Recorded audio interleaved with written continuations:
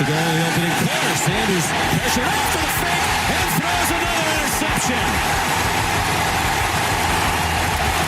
Mac Jones picked it off.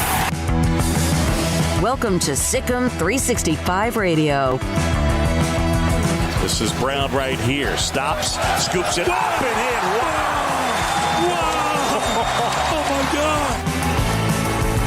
Sikkim 365 Radio is presented by IdealMRI.com. High-quality MRIs for $497 or less. IdealMRI.com. Your health is important, so is your budget. Third down and goal now. And Prescott wide open. No problem. Terrence Steele on the tackle eligible. The 3 o'clock hour is sponsored by Waco Custom Marketplace. Meats, sweets, Texas treats, and a cut above the rest. 425 Lake Air Drive, Waco. Looking for Brooks in the corner. Got it! Touchdown, Alabama! Now here's David Smoak, Paul Catalina, and Craig Smoak. Armstrong, did you say you had that highlight? All right, here we go. Sikkim 365 Radio, 365 Sports in studio, at least for now, full throttle. Jack McKenzie and Emery, plus also Armstrong Sims running the mothership as well. Paul Catalina to my left, Craig Smoak to my right, and I'm David Smoak, and good afternoon. We will hear from Baylor assistant head coach Jerome Tang today. There is a chance that national writer Jeff Goodman from the Stadium will be in studio. His daughter is actually on a trip, and he's covering the Baylor game tomorrow, but she's looking at the business school at Baylor, and they might drop by the studio a little bit later on in the show today. Plus, Chuck Cooper's team to kind of look back at the NBA trade deadline. Luka went off for 51 last night, and his thoughts. He's a great sports broadcaster, his thoughts about men's basketball, the Super Bowl as well. I also want to get his opinion on Auburn, which we'll talk to Colt Kublik in a minute about it, but Chuck is great on college sports and should host a college sports podcast. He would make a lot of money doing that. Yeah, he could, and he's incredibly knowledgeable. So we'll have Colt Kublik coming up at just maybe actually going to be 3:30 today. He's with ESPN, the SEC network. He played football at Auburn, and it looks like Bryan Harsin has survived. At least the last I looked, that he survived, and there may be some give and take after the last 3 or 4 or even 5 or 6 days. It was doubtful that he would, and you got to wonder how tentative or what's the word? How shaky it could be. But we'll get into that. He came out and said earlier today he felt like that Harsin was going to survive, and then some of the national writers did too. Mickey at 5:05 on the Cowboys. And then Paul talks to an Italian actor. 2 Italian actors, Joe Mantegna and Ronnie Marmo. People know Joe Mantegna from Criminal Minds and Searching for Bobby Fischer, and he's the voice of Fat Tony on The Simpsons, among many, many, many other things. So, all right, and also Kix Brooks, who's a country music singer. I once drove my buddy Eric Horton and his father-in-law, late father-in-law Burley. We went to, I think it was in Nashville, to go play in a golf tournament. Flew into Nashville, played in a golf tournament that Eric was a sponsor of, and Kix Brooks and Dunn were the sponsors, the main focus of that tournament. Great people. We'll have them on. He'll have Kix Brooks today at 5:30, Paul's Top 5 as well. So what are your thoughts about what could have changed? One, Auburn didn't find enough dirt or any dirt, or maybe cooler heads prevailed. And if you're Bryan Harsin, you probably have to have that look as if you walked out and you have like a mouse in your, that what is that look of you kind of got away with something. The cat who got the canary? He didn't get away with something, but I thought he was gone. I thought there's no way he could save himself at Auburn. I just don't know how they move forward amicably over a long term when after a year they were clearly trying to find some way to fire him for cause. And instead of letting it play out behind the scenes, they let it get very public. And things that were thrown around that were either not provable or categorically false on Bryan Harsin. And now, if I'm Bryan Harsin, I might ride out this year and then see what head coaching job is open next year and bolt. Gets a lot of money, $6 million a year at Auburn. Or he's going to get fired. By the way, this is the quote from Jay Gouge, who is the school president, outgoing school president. The inquiry, all of what they did, appropriate decision. said that everything's fine. Pleased to report the evaluation of concerns raised regarding our football program is complete. I'm equally pleased to confirm that Bryan Harsin remains our head coach. Craig? Yeah, totally normal to do an investigation into your one-year sitting head coach. And I understand that there were rumors that were going on as well. Sorry. I understand that there were rumors going on as well, and they had to look into whatever they had to look into. But, yeah, I'm surprised that he's there. It tells me that they didn't find enough to justify having to pay a massive buyout or enough to not have to pay that buyout. That's what it says to me. I don't think if you're feeling pretty good about things, you start, looking into whatever they were looking into and have all these rumors going out there and lasting for an entire week's time. You leave them out hanging out to dry at SEC meetings, and then all of a sudden you change your guidelines. So you had all these investigations, these questions, these interviews you did or whatever. You basically let there be a talk out there that he was being nefarious behind the scenes. You change things in your guidelines or whatever, and you do all of this over the last few days, and then you just decide to keep him. Like, that to me does not add up to making any sense whatsoever. So what it says to me, unless I'm just missing something, which is entirely possible, but like none of that adds up to being normal. So to me, they either didn't find enough to, again, waive that buyout, or I don't know. I don't know, because nothing was pointing to him coming back. And I know Cole Kubelik and whoever else said, no, I think he'll be back. But it just makes all of this stuff this week make even less sense to me. Well, he's going to join us. Cole will join us at 3:30. Here, part of the deal, there's a comment from the president, outgoing president. Then, to be clear, this process, which was never individual or outcome specific, did not yield information that should change the status of our coaching staff or football program. Well, you surely didn't say that during the last 6 or 7 days. You let your head football coach basically hang out to dry and twist in the wind. And now you're saying it wasn't individual or outcome specific. It looks like everything you were trying to do was outcome specific about an individual. Well, the outcome you wanted was, here's our smoking gun. Yep. But there's not. And here's the thing. To fire someone for cause is really hard, even if you have 90% of the cause. Like, it's really, you have to be 100% sure when you have a contract. Now, firing somebody without a contract is easy. Everybody doesn't have a contract. You can get fired at McDonald's tomorrow because they don't want you there because you don't have a contract necessarily. But, at wherever you are, but at Auburn, you've got a contract. So to fire somebody and try to not have to pay their contract, they had to have something rock solid, which clearly they really didn't from the beginning, because it wouldn't have taken all this long and it would have been this wild speculation. If there was one thing they could have done for fire for cause, which is only about 6 things in these contracts, if you don't know about those 6 things, it's probably not happening. Well, and there was a lot of things, not a lot, but there was a specific story about his personal life, which got out there, and of course everybody just ran with it. And well, and now you have your AD and people like, now we need to rally together. It's like, well, now you do, and now we want to rally together. I don't know, that situation's just weird. I know. Like, I probably haven't delved into every aspect of what's been talked about on message boards and whatnot. I haven't, got all the way to the bottom of what these rumors are and all of that. It's just a bizarre situation, though. I mean, to go from just having your debut year to then all of a sudden all of these question marks and investigation, and, then all of a sudden you pop up at the end of the week and here's, school officials like, everybody, we need to unite now.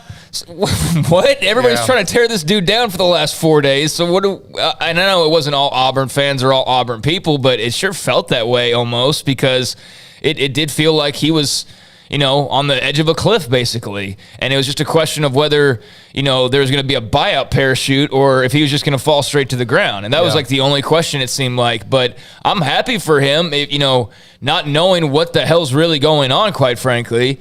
If he was squeaky clean and there was nothing of note that caused for him to be kind of dragged through the mud or debated the way his job's been debated, then I hope this was the right move that Auburn made, and I hope he does really, really well, because it sucks to see somebody get their character, their character attacked if they didn't do anything wrong. If there is some to whatever everybody's talking about, then I'm sure that'll eventually come to light when he loses enough games to where they decide that, now it is finally worth it to pay the buyout. Because this doesn't make it. No, I think if that would have been true, that would have come out immediately. Right, they would react to that right now. He did release a statement. I'm not going to read the entire statement, but Armstrong, can you put that up on a graphic? Been the hardest weeks of my career. It has nothing to do with my coaching ability.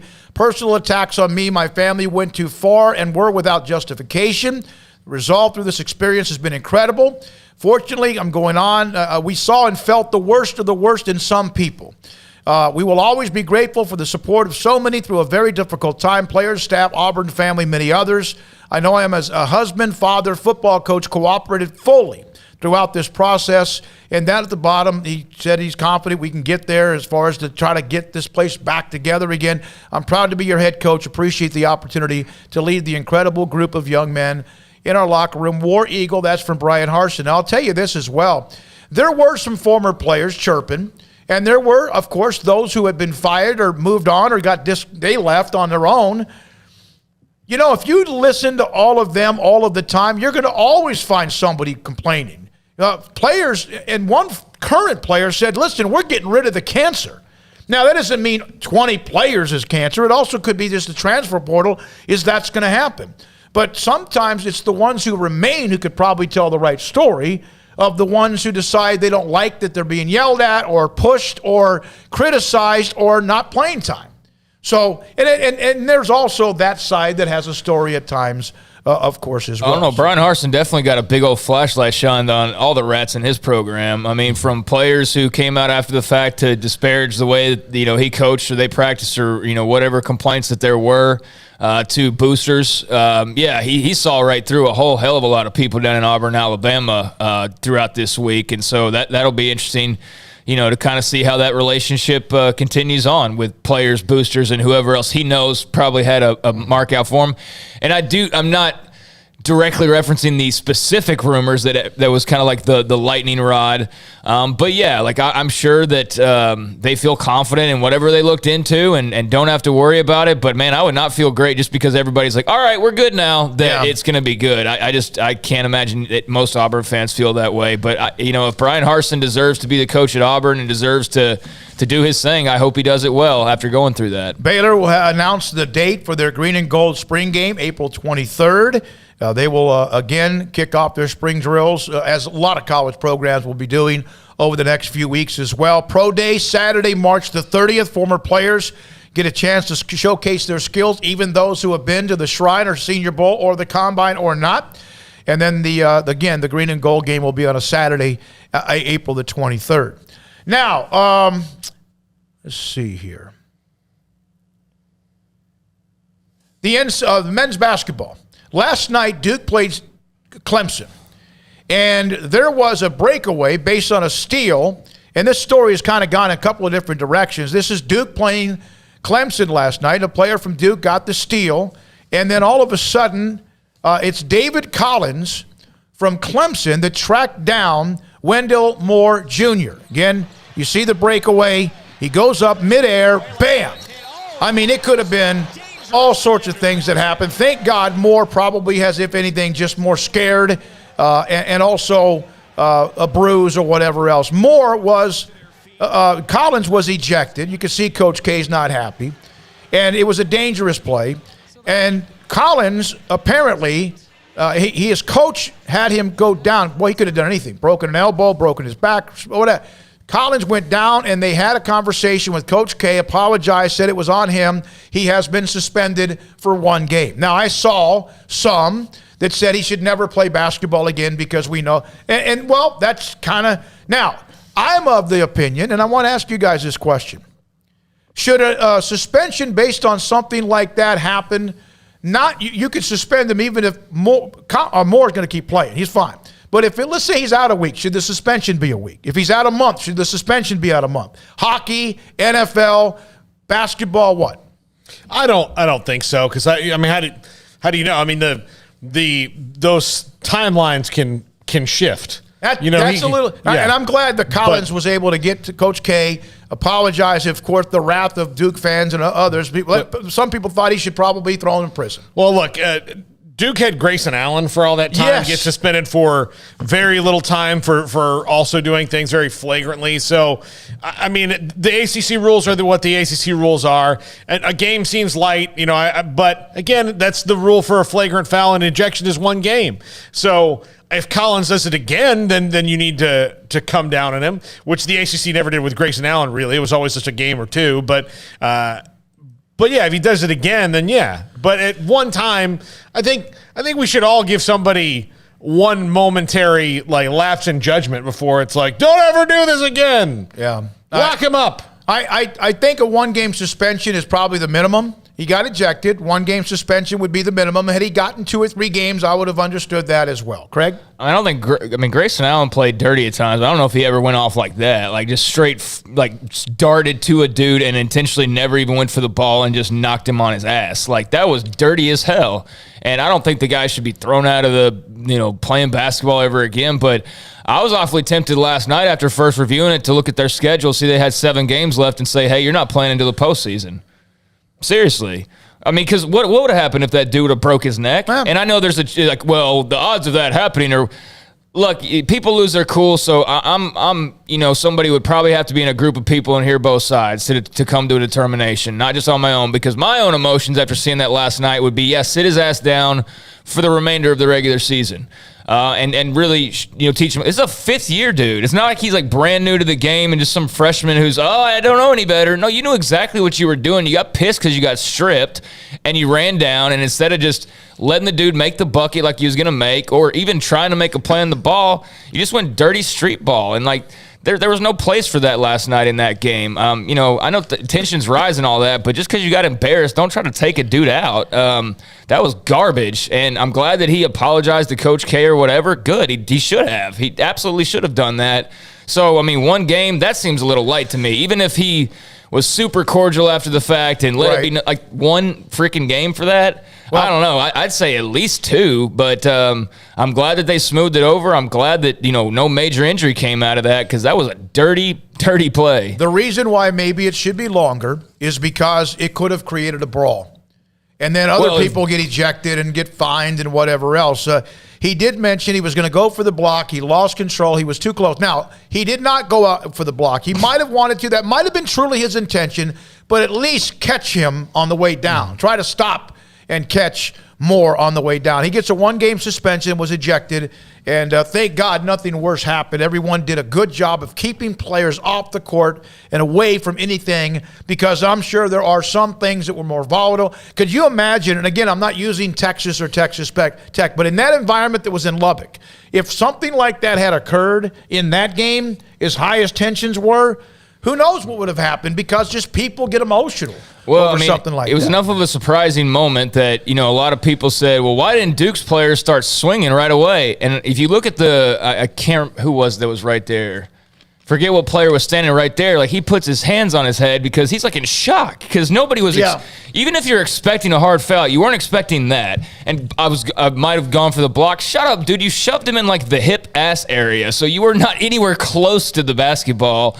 So I think, the Duke guys just didn't know how to react originally, because they're like, what just happened? Know if I've ever seen somebody run straight through a foul like that. And if the kid young man would have had any kind of dirty reputation, then of course, or if that would have been an NBA game, whatever. But so that's that. But I'm surprised that no one swung. Yeah. I think some other teams you would have got out there, there would have been some punches thrown. Even if you're a normal good kid, it's just a reaction to that. I think even more so if you're a normal good kid. I think that just the fact of I'm not trying to pretend like I'm some badass or anything, but if I was in that game I'm definitely not trying to act like I'm Joe Cool or anything.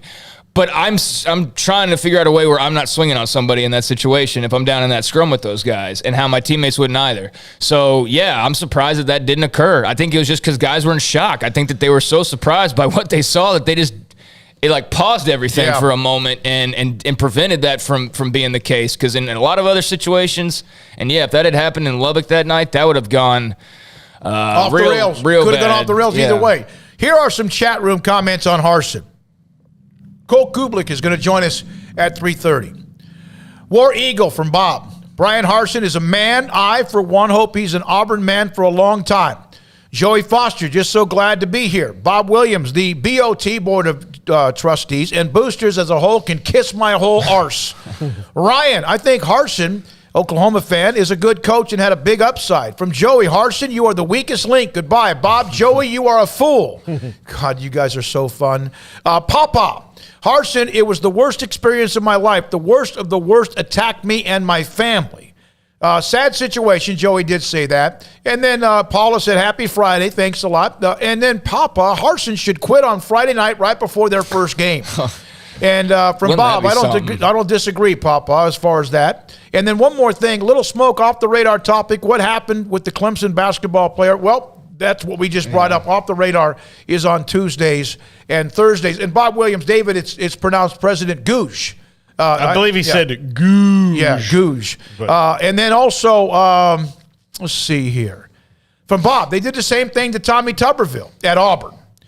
Joey Foster, same thing to Tommy Tuberville returned the favor. Yeah. Love it. I mean, it's...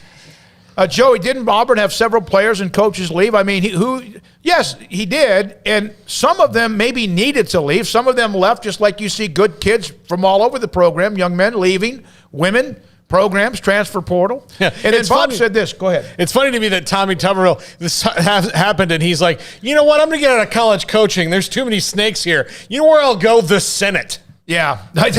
Bob Williams, well, he's trying to clean that up. From Bob Williams, what it all comes down to is this. The boosters with money signs wanted Steele.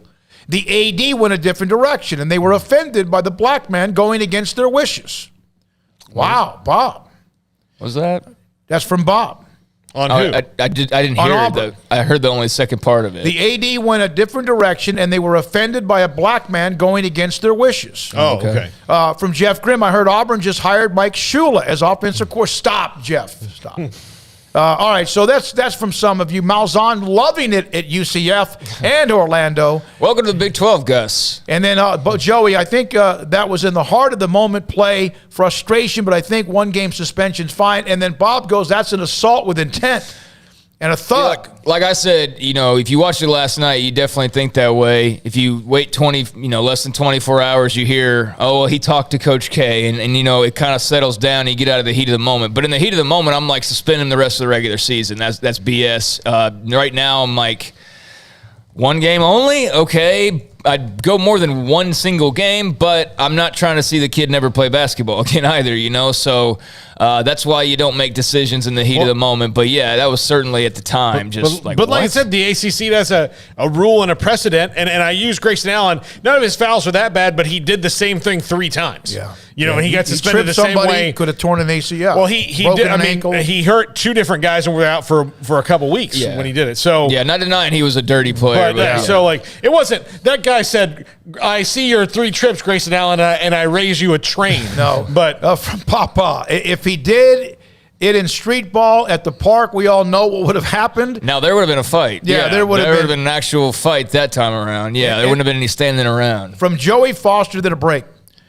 Craig, think about a crackback block in football, much more dangerous. Well, the problem with the crackback block, and you're right, it's been outlawed, or blindside hits now. The crackback block is not against somebody who's airborne. So you don't know about the fall. Now, I'm stunned that Moore did not break an elbow or something. Thank God, and I'm glad he's okay. Bang the back of his head. Yeah, the way that he came down so hard. But, I know there's other plays that can be equally dead, but that was pretty bad. Like, they really are lucky he didn't, hurt something. Fortunate that's the case, and everybody can move on from it. But that definitely got a lot of people riled up last night, and I'm just glad it worked out okay. And I'm glad there is some level of punishment and not just like, oh, okay, well, don't do it next time. There's at least something. And he appears to be a young man who realized his mistake and just got caught up in emotions. And I can understand that does happen sometimes. So just.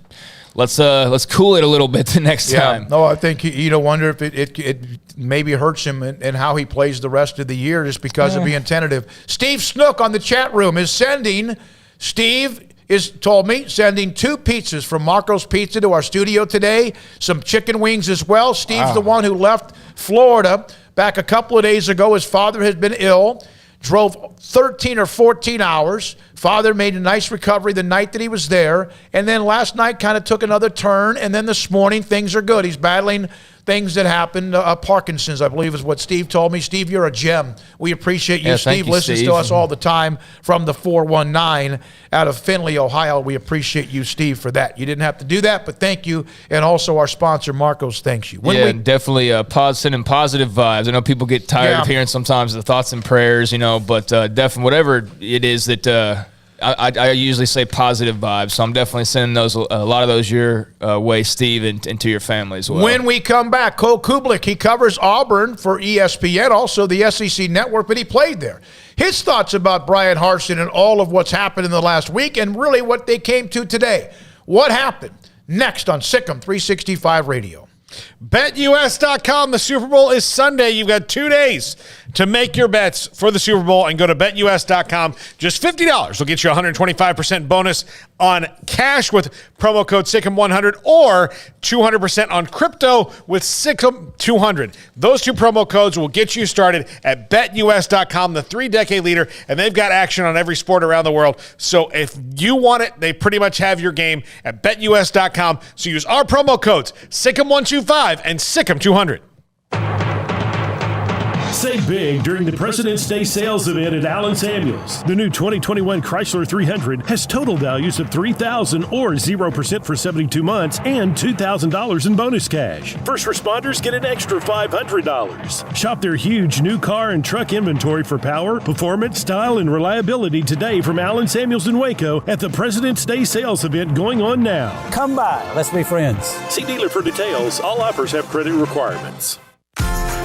Automatic Chef Canteen is a full-service micro-market vending and office coffee provider with state-of-the-art vending equipment, a wide variety of products, and offering custom-fitted micro-market vending office coffee solutions for your employee break room. You want a full break room solution and a workplace oasis? Well, Automatic Chef Canteen, locally owned and operated for over 50 years in Central Texas, also includes in-house mechanics on call 24/7 for fast, reliable service and maintenance. Automatic Chef Canteen, 6900 Imperial Drive in Waco, or online at automaticchefcanteen.com. After my first car accident, I feared the biggest damage would be to my wallet. I expected a mountain of bills and a long, drawn-out process. But my Texas Farm Bureau insurance agent was there when I needed her and helped me get back on my feet and in my car in no time. Instead of a hassle, I got reassurance and a quick recovery. Stop by and see our agents at one of our 3 McLennan County locations. Coverage and discounts are subject to qualifications and policy terms and may vary by situation. Do you or your kids get nervous about going to the dentist? Stonewood Dental, Dr. Steve Childress, he can help. I've spent a career taking care of patients who as children had bad experiences, and now they're adults that hate going to the dentist. If I get a kid at 3 years old and they come every 6 months and it's a happy experience, it's normal for them. Now they have an accident at 6 or 7 or 8 at school. Now they have a broken tooth or a trauma, and they have to come here. They're used to lights, they're used to the water in their mouth, they're used to experience, they already trust us. It's amazing what we can do with that kid without it being a negative thing. But if I see a 6 or 7 or 8 year old that's never been to the dentist, and now they have a trauma or an unfortunate unexpected toothache, it's harder to do that for that kid and it not be somewhat of a negative experience. So bottom line is I try to teach kids and adults and teenagers and everybody the way I'd want my family treated, which is where it's a necessary part of life. You just take care of it. It doesn't have to be that big a deal. Learn more, stonewood-dental.com.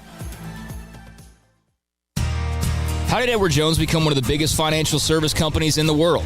By not acting that way. Financial strategies, one-on-one advice, it's a big difference. And that's why Brad Wilson, your Edward Jones financial advisor, makes sense of investing. Experience the difference for yourself. Brad Wilson, 250 Sharon Drive in Woodway, 254-776-4337. Edward Jones, member SIPC.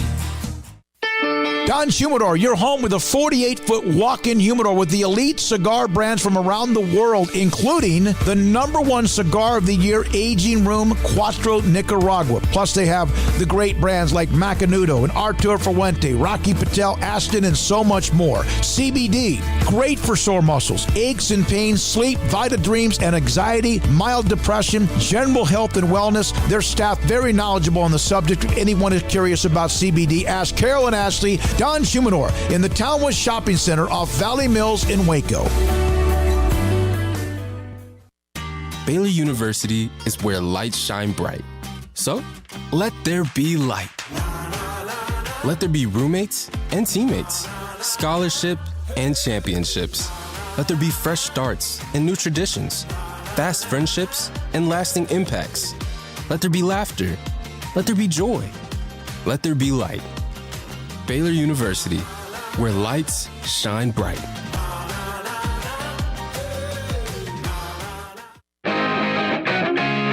Welcome back to Sikkim 365 Radio.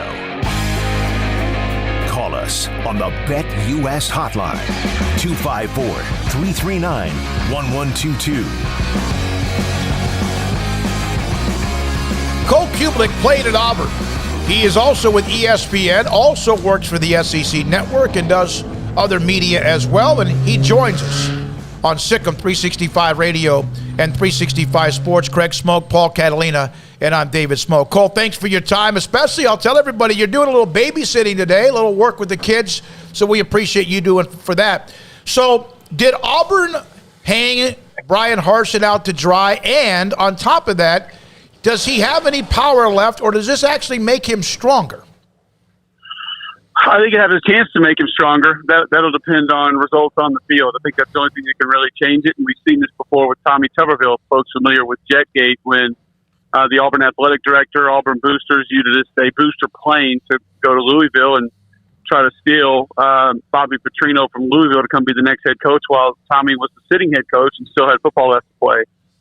He beats Alabama and goes on and has more success, and he was able to turn that into a pretty lengthy career as the Auburn football coach after it happened. So I think he's got an opportunity. I think there are a lot of Auburn fans whose eyes have been open to just how some things operate and how it's not right, how filthy it is, how gross it is, and they don't want that anymore.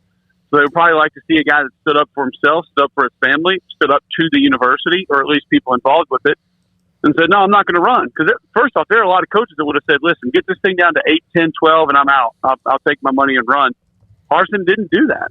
And he stood pretty pat and pretty strong by the fact that if you want to get rid of me, you can. It's going to cost you 18.4. That's it. That's the total buyout. There's no negotiation because I haven't done anything wrong, or I, in a damn sure haven't done anything deserve to be fired for cause. So now, as far as how they handled it, how they treated it, the easiest way for me to summarize this from a distance, but also having a lot of knowledge about exactly how a lot of this went down, is that this was emotional. And I think that there are a lot of things that played into that. I think you had a couple of boosters, a couple of people in positions of power that were emotional about the fact that he was even hired, that they've been mad for 10, 11, 12 months. They've just been angry. So those emotions have been there.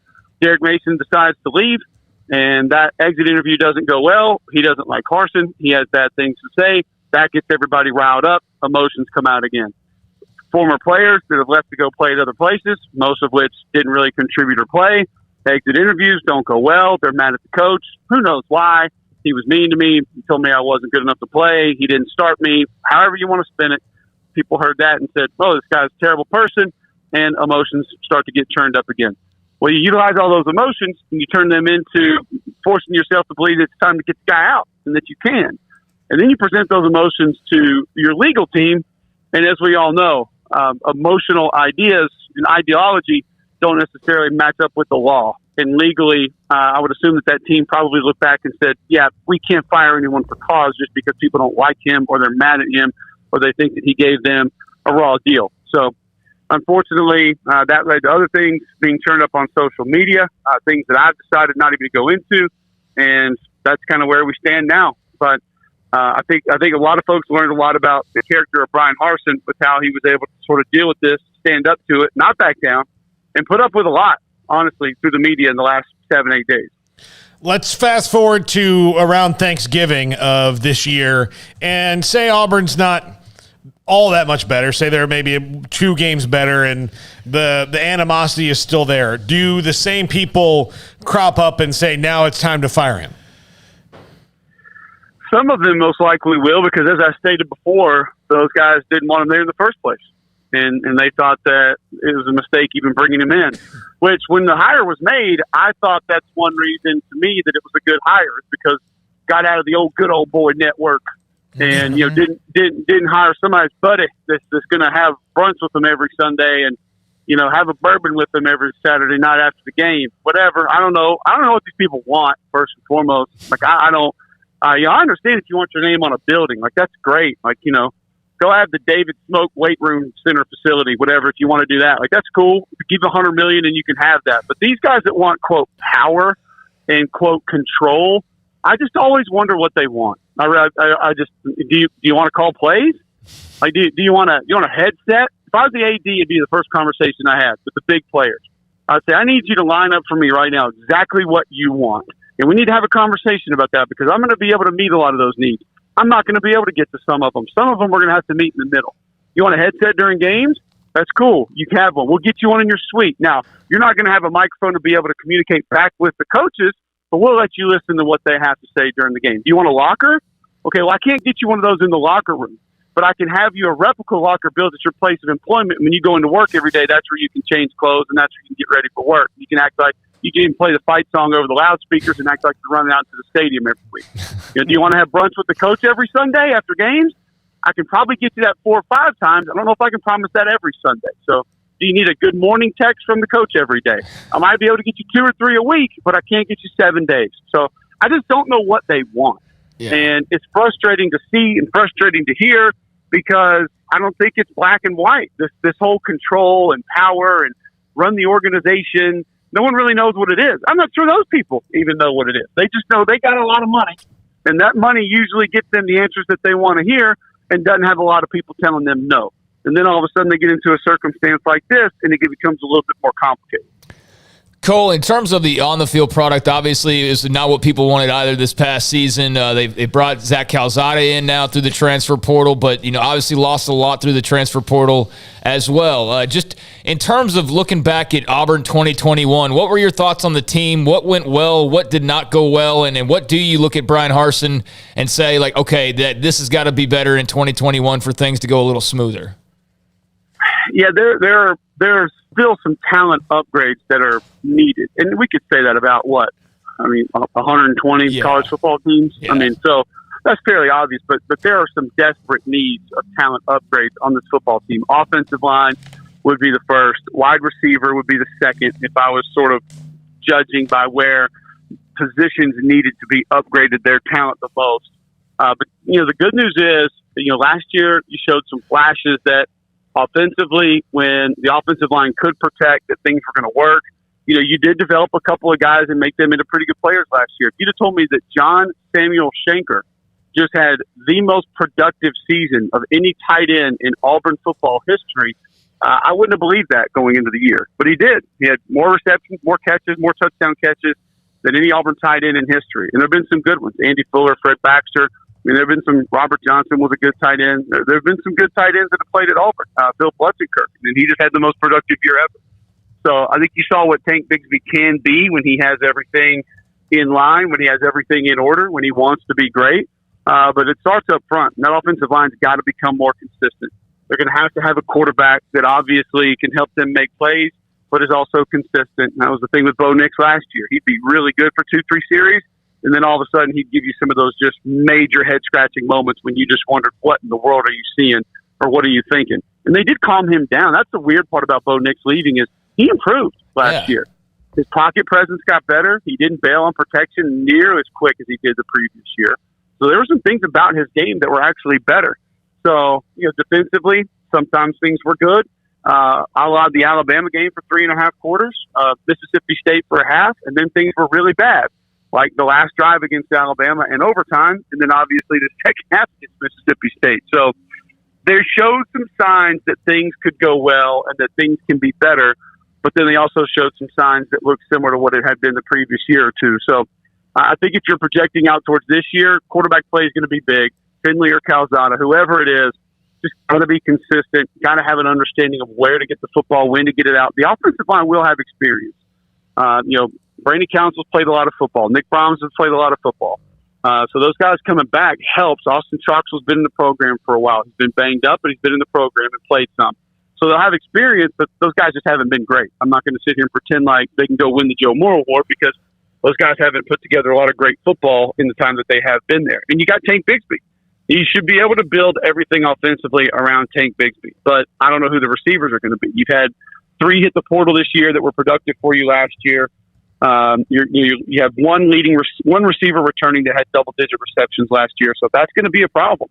And I would anticipate they go after one in the portal after spring, maybe another offensive lineman, maybe another interior defensive lineman because they need depth there as well. But they showed some signs that things can be good, but the inconsistencies were still there. Cole, if Eric Mateos and what Jeff Grimes brought to the table with that wide zone offense, an offensive line that last year, 2020, couldn't move themselves anywhere. They couldn't do anything. If they can improve, I'm telling you, it was a wreck. And you probably saw it a couple of times. If they can do what they did, which was almost miraculous, then if Auburn has some of the pieces in play, then obviously they have a chance at that Joe Moore Award because Beta was right smack in the middle of that this year as well. And that's why we had them as a semifinalist for our award this year. Mm-hmm. And I can tell you, absolutely, and I don't think Jeff or Eric, I've spoken to both of them about that group and told them just how pleasantly surprised I was watching them. I don't think they would take this negatively, and none of that, absolutely 0% of that was based on talent. Because there's not only is there not a first or second rounder, there might not be a rounder on that Baylor offensive line. But I think that's a compliment to how they played because they were in sync. They understood how to work together. They didn't leave each other out on limbs. I mean, it was a beautiful thing to watch. They were very similar to Arkansas and Michigan State this year. There were a couple of offensive lines that just weren't littered with NFL talent, but really just got it and understood how to operate together. And Eric and Jeff did a great job with that group last year at Baylor. They were fun to watch. And part of that is similar, too. Bryan wants to build through the stretch play. He wants to use that outside zone play to sort of construct the offense because of what it does, widening the surface and what it opens up with play action, bootlegs, things like that. So that's something that if they can find a way to get that going and they have a back that can do it, then maybe they could find some success. Cole, do you think Harsin's at any disadvantage because of all this and now needing to go out and hire an OC just in terms of an OC wondering, okay, how long is this going to last based on what's gone on the last couple of weeks? He's definitely at a disadvantage, and that's just because the other schools in the Southeastern Conference have gotten just a gift of, a complete arsenal of ammunition to recruit negatively against Auburn and Bryan Harsin. And you just don't overcome that. So he's at a disadvantage there. And at a time, as we just mentioned a little bit earlier, when there are certain things that really do need to be added to that roster, and now it's going to become that much more difficult to go get them. So he's just got to find a way to build some continuity within his staff, within his team, within that entire program. The thing about Auburn is Auburn lives on islands.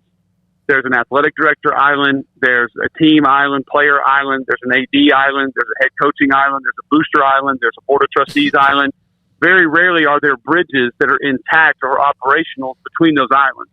2013 there was, 2017 there was, 2010. We've seen it before, but right now it feels like, and maybe this just changed today or last night with this news that's come about, but it feels like one booster's island has a life raft to get around, and that's about the only way that you move from island to island. So he's got to build bridges, and that's from a communicative standpoint, that's from a need standpoint, and an understanding standpoint of just what everybody wants and how you get it.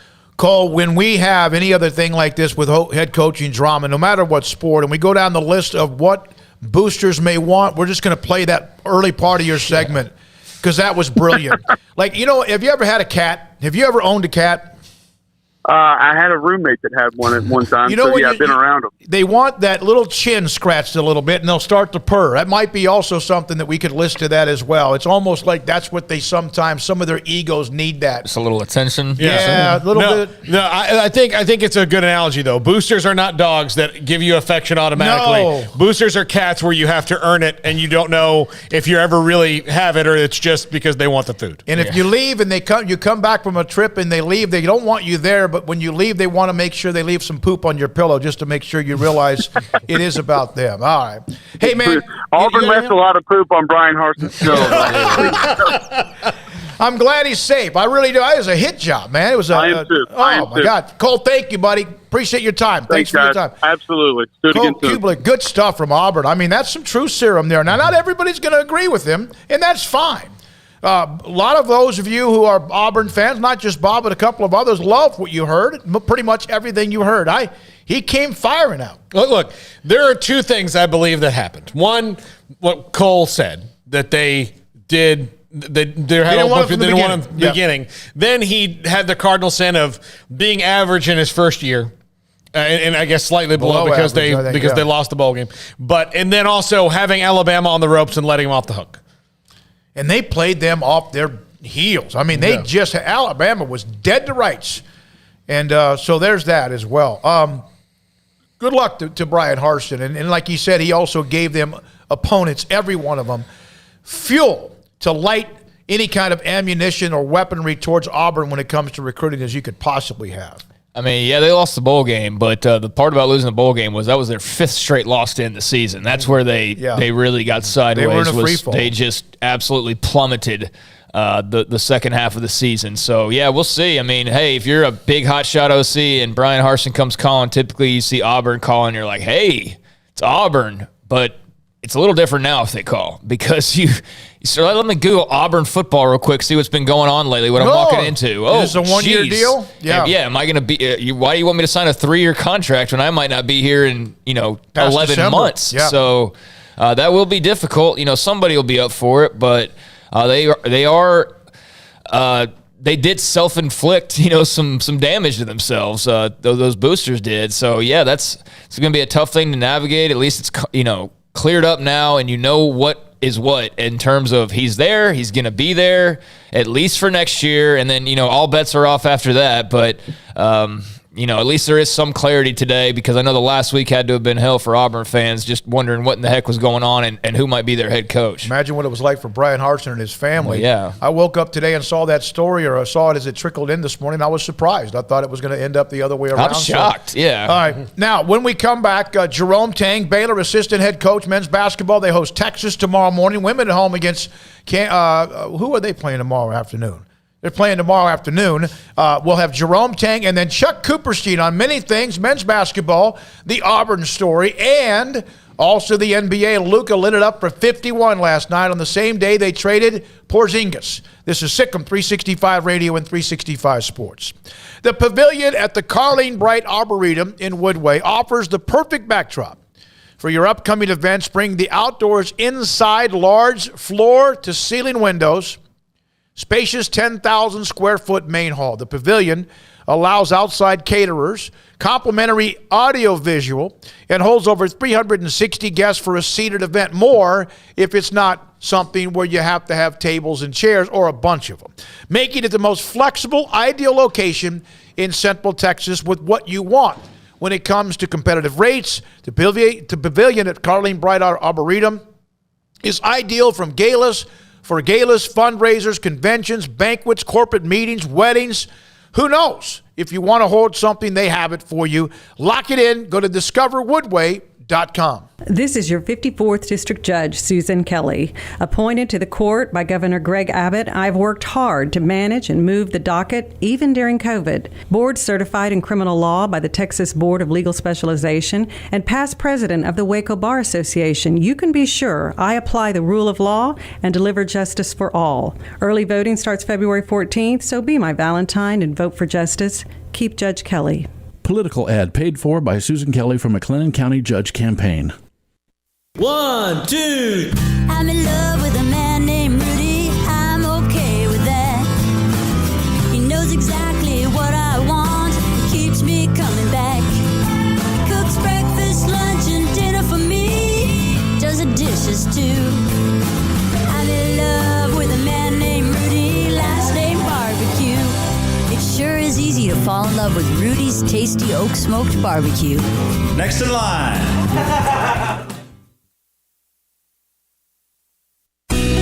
Let Camille Johnson Realtors guide you seamlessly through the process of buying your dream home or selling your current one. Commercial, farm and ranch, or residential, Camille Johnson Realtors can smoothly and successfully lead you through any transaction. With a team of 28 experienced agents who are excited about serving you, Camille Johnson Realtors services the entire greater Waco area. If you're in the market to buy or sell, contact Camille Johnson Realtors, 104 Midway Center in Woodway, or find them online at www.camillejohnson.com. Camille Johnson Realtors, elegant, charming, Warm welcome home.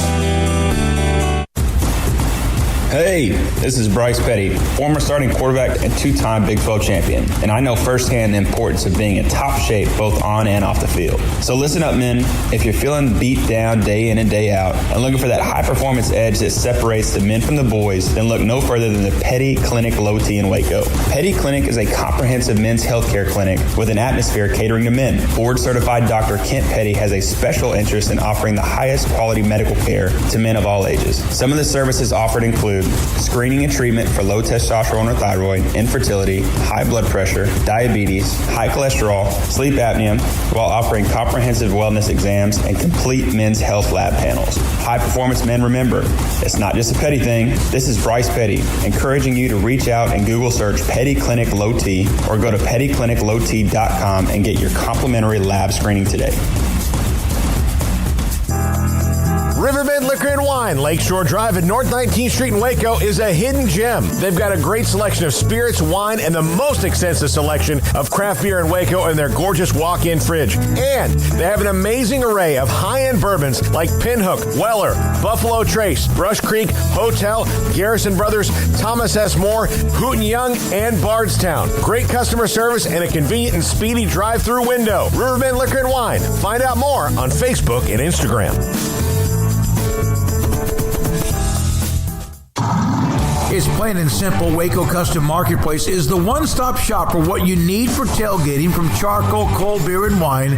And, of course, customize your order with brisket, tri-tip, sausage, wings, smoked pork tenderloin, country-style or pork spare ribs, marinated beef and chicken fajita meat, ground beef and chili, meat, hot dogs, and burgers, buns, seasoning, sauces, chips. There's fresh baked bread and kolaches every day, breakfast sausage links. And you can also customize your favorite cut of steaks from Select, Choice, or Prime, bacon wrap fillets, ribeyes, New York strip, sirloin, T-bone, and porterhouse. Full service butcher shop includes pork, poultry, beef, chicken, and seafood, serving Waco restaurants and families since 1940. Your one-stop shop for beef, pork, poultry, and seafood needs. Waco Custom Marketplace, 425 Lake Air Drive, or WacoCustomMarketplace.com.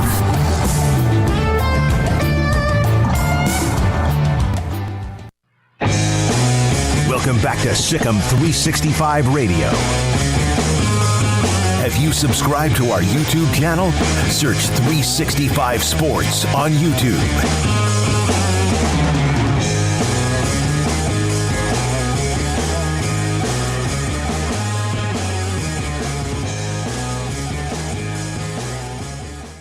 Baylor Associate Head Coach Jerome Tang, Baylor men's basketball hosting Texas tomorrow. Early tip at the Farrell Center, 11 o'clock, Sikkim 365 Radio. Jonathan Chamachach was always kind of someone who gathers everybody up after a shot, foul, whatever. Did he kind of be more outwardly, even more of a leadership role Wednesday night? No, I don't know that it was doing any more. I think the because he was so productive, the way they guarded us allowed him to have more production. I think more eyes were on him for what he was doing, but he's always been a guy that gathers everybody at every dead ball and, just kind of keeps the mojo going. He has such great energy about him that it's just infectious. It appears to me, and I know it's been slow and methodical and probably sometimes a little bit frustrating for them too, but is Akinjo and Flagler, are they getting closer back to where they were? Yeah, they are. Every day we're getting a little bit healthier, and the prayer is that nobody else gets injured. That just everybody is on a healing process right now towards being back at full strength. Right now, Jerome Tang, Baylor, Texas tomorrow at the Farrell Center. If UT, they have guard, they always have seemed to have length inside. Of course, they've had some guys that were one-and-dones as well. When I was watching them play the other day, it seems like they're taller, and then I look at their height, and it doesn't seem like that. Is that deceiving? Well, I think they might be taller across the board. So, there's no 7-footer, but they have multiple guys that are 6'3" or bigger, and they can switch positions, and they're grown men. I think somebody put up a graphic the other day that their average age is 22, and the Oklahoma City Thunder is 22.7. So, they're just grown men. Does Chris Beard still coach the same style at Texas as he did at Tech? And I say that because Shaka Smart had a style at Virginia Commonwealth and now at Marquette. But he didn't have that same style because of whoever he was getting at Texas. Man, I think, Chris's culture, the 4-to-1, he always talks about wanting, street dogs and not yard dogs. And that's just something that he's carried with him everywhere he's gone and developed. And so he gets his team to play the way he wants them to play, what fits his personality. And he's won everywhere he's gone, and his teams have always been extremely well to play against. So I don't see these guys any different than when he was at Texas Tech or even before that when he was at Little Rock. Jerome, what's going on with Matthew Meyer? Life. Okay. Basketball mimics life, and you have ups and you have downs. And the thing is that, you just keep working. Smoak, we get up and we have bad days with our families. But you know what? We just keep working. We get up and we go to work every day. And that's what Matthew's learning to do. Expectations and success brings success brings criticism and expectations, and we have to learn to handle those things.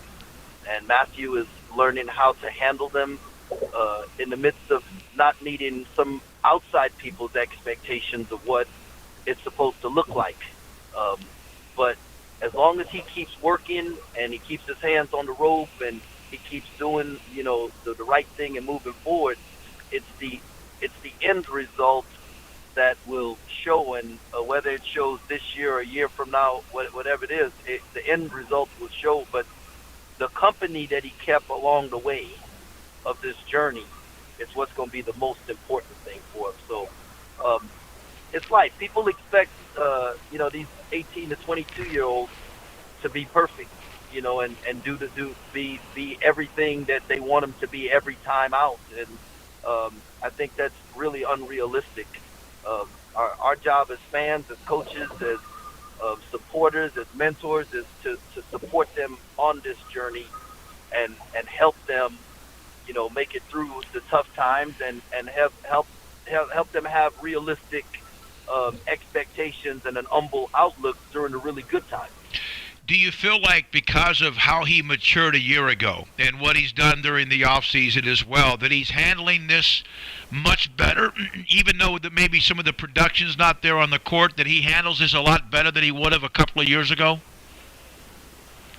Yeah, most definitely. And I think the thing that people don't get to see and no one gets to see is what a terrific teammate he is and how much he loves his teammates and all the little things that he does that you don't see in a basketball game or on a stat sheet that he does to help his teammates be the best version of themselves also. So, I'm proud of how he's been as a teammate, and I'm excited for him to make the next step and the next growth step that we see. And y'all, like I said, fans, they don't get to see that. Mm-hmm. They only get to see what happens in the game, but we get to see him every day. And those are the things that are really cool. I know it's tough because you had obviously the Langston Love injury and then a Kenjo, and of course it was Sohan, and then a Kenjo, then Flagler, and now LJ. How is LJ handling things as far as the frustration of being close, but every day is different, or every day could be the same? And he obviously was in a great groove right before he got hurt. Man, Els had a really upbeat spirit. He wants to get back on the floor, so he's doing everything he possibly can to get back out there. And he's putting in a lot of hours in rehab, doing everything he's told to do above and beyond. He's the kind of guy you got to hold back because he'll try to do too much. And so that might be the most frustrating thing for him, is that he feels he can do more, but he's being held back some. But The other day he was shooting. I think it was the first time in a while he'd done some shooting, and he wasn't missing a beat. And so it was exciting to see. Jerome, if in fact, and again, the things like what LJ deals with could be just one of those things that just goes forever. We don't know. You don't know. He doesn't even know. But if you get him back and Matthew does get through this time, can you guys go back to being who you were when you were 15-0? Most definitely, and we're not far off. The difference between when we were 15-0 and right now is that the opponents we played at 15-0 didn't know us, and the opponents we play against now, they know us, and I mean this Big 12 is no joke. Like you can be prepared, you can play well and still lose. I mean, there's not a night that you can say, oh, we're gonna relax. Or we don't have to prepare as well, or we don't have to be as focused, or we don't have to play every possession. And, the nights that you don't do that, you get blown out, and in this league. And so this is different than any other league in America. Last year, it was culture of joy, and that's actually also been pretty much your motto, is what you guys have done. And that makes sense. You see players, you hang around them.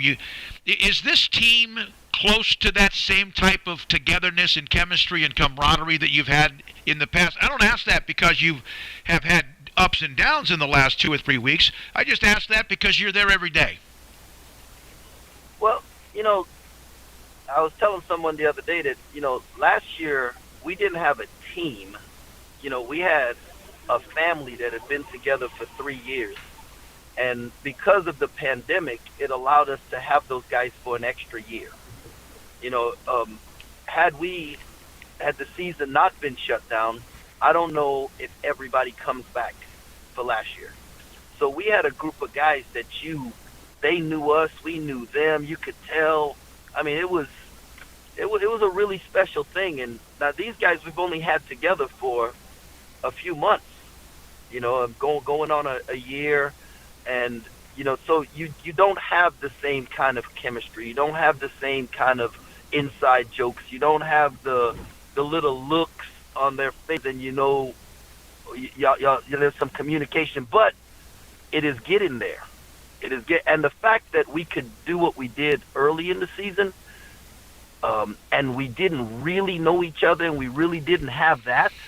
It's what made it so exciting for what I feel like we can become as we get healthy and we move on and haven't had spent all this time together. Jerome, one more thing. Jerome Tang, Baylor basketball. Texas tomorrow, 11 o'clock tip at the Farrell Center.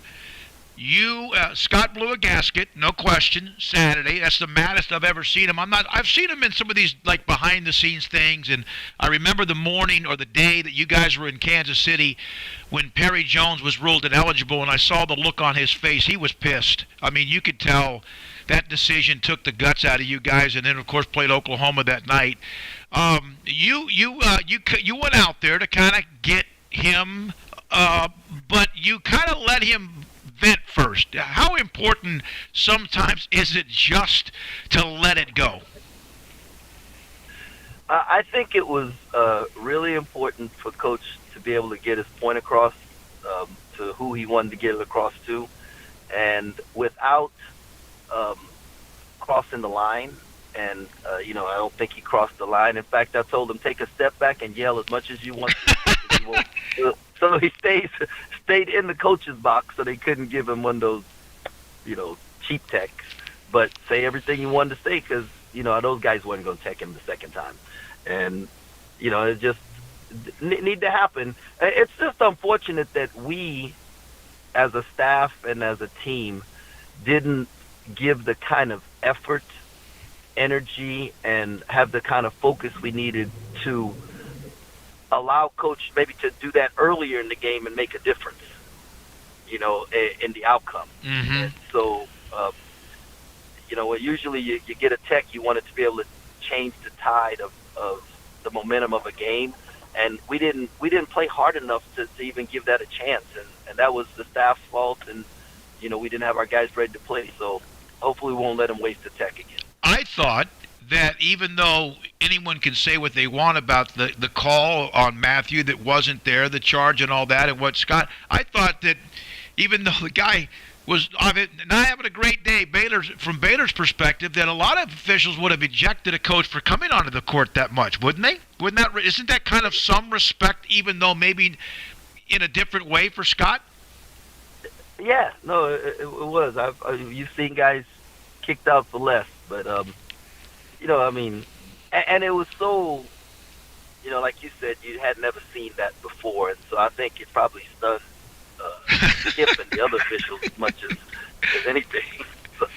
We'll see you tomorrow. Thanks for your time. Texas Baylor at the Farrell Center. Jerome Tang, associate head coach, Baylor men's basketball. Sikkim 365 Radio and 365 Sports. Baylor and Texas again tomorrow. That game tips off early, and the backside of the Big 12 schedule, Texas has already had that huge win with Kansas. They play on the road in Lawrence later. They have Texas Tech coming up in Austin soon. That should be fun. And then twice against Baylor. And Baylor still has to go to Tech next Wednesday, and they have Kansas at home.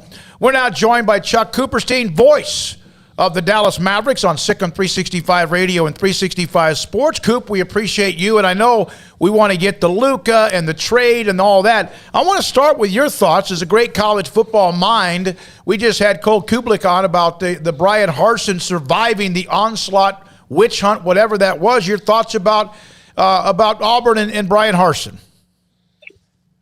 It was just so Auburn, wasn't it? I mean, it is. They are just absolutely the most dysfunctional operation. I mean, going back to Bobby Louder and who's ever running the bank, and thus who's ever running their border regions. That's who runs things. The president is a figurehead.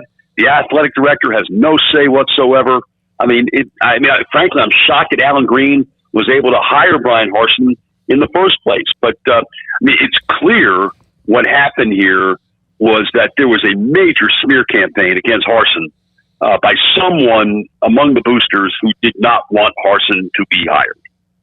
And so, that they had to take like 2 weeks to go through all this, and Harsin's in Mexico, and then he's coming back, and he's having to defend himself. It's absolutely insane, but it's Auburn. And Auburn will always be Auburn as long as their fat cats, are allowed by the school president and whatever to basically have free reign of the place instead of being told to butt out. We'll take your money, but just stay away. It always fascinates me, Chuck, because I'm sure Auburn looks across the state of Alabama and go, why don't they have this there? And can't figure it out when everyone else knows. Sometimes, admitting it to yourself is the hardest thing in the world. And the fact that they've even been able to, at least, once a decade anyway, they've been able to have an undefeated season with Terry Bowden in the 90s. Obviously, Pat Dye had some great teams in the 80s. I mean, they won a national championship in 2014. I mean, and they were 2010, and they played for another one, soon thereafter. I mean, but then again, Gene Chizik wins a national championship, and a year and a half later, he's fired. I mean, it's just it's just nuts. Luka last night, 51. I know that you were mesmerized like you have been with a handful of others, maybe one or two others that you've covered over the years, as far as in a Mavericks uniform, Dirk being one of those. How special was that, and how was there any irony to the fact it was on the same day that Porzingis was traded? I mean, I didn't really look at it like that. I looked at it more that he saves his best stuff for the Clippers. I mean, and that seems pretty clear here. I mean, the guy's had 17 games of 40 or more in his career, including the playoffs.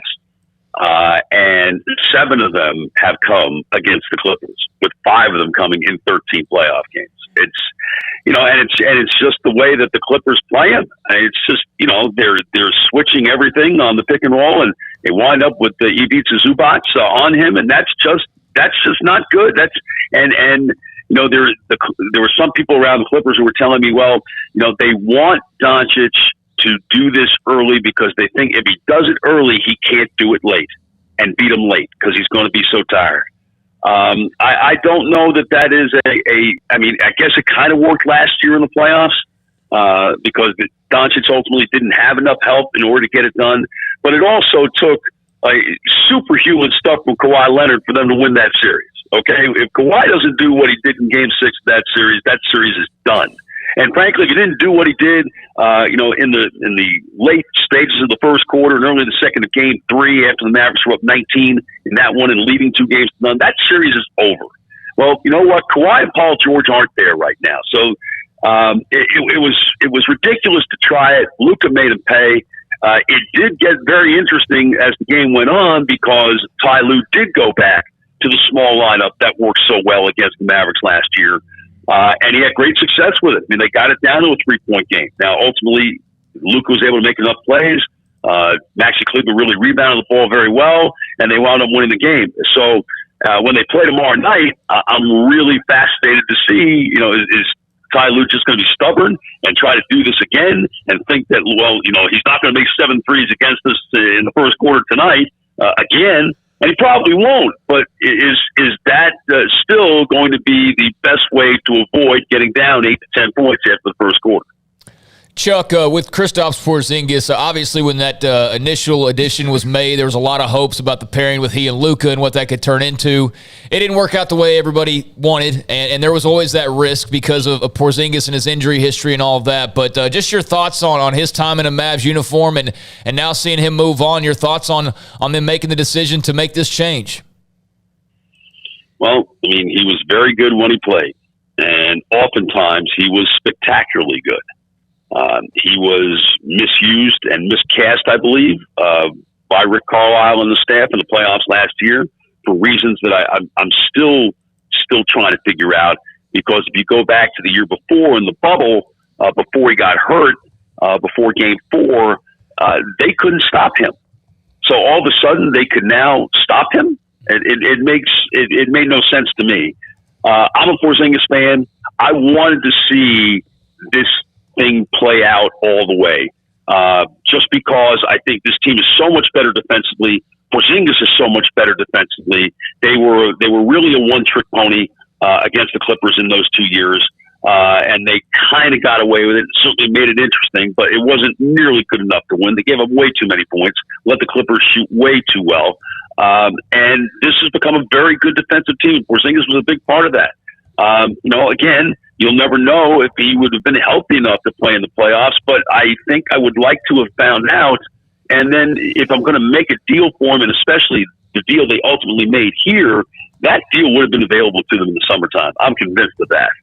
So, I understand why the Mavericks did what they did, to try to break up a bad contract into 2 smaller contracts, smaller bad contracts, and maybe you can package a whole bunch of those guys that are making somewhere between $13 and $20 million, and that can net you the player that you're looking for to be that complement to Luka.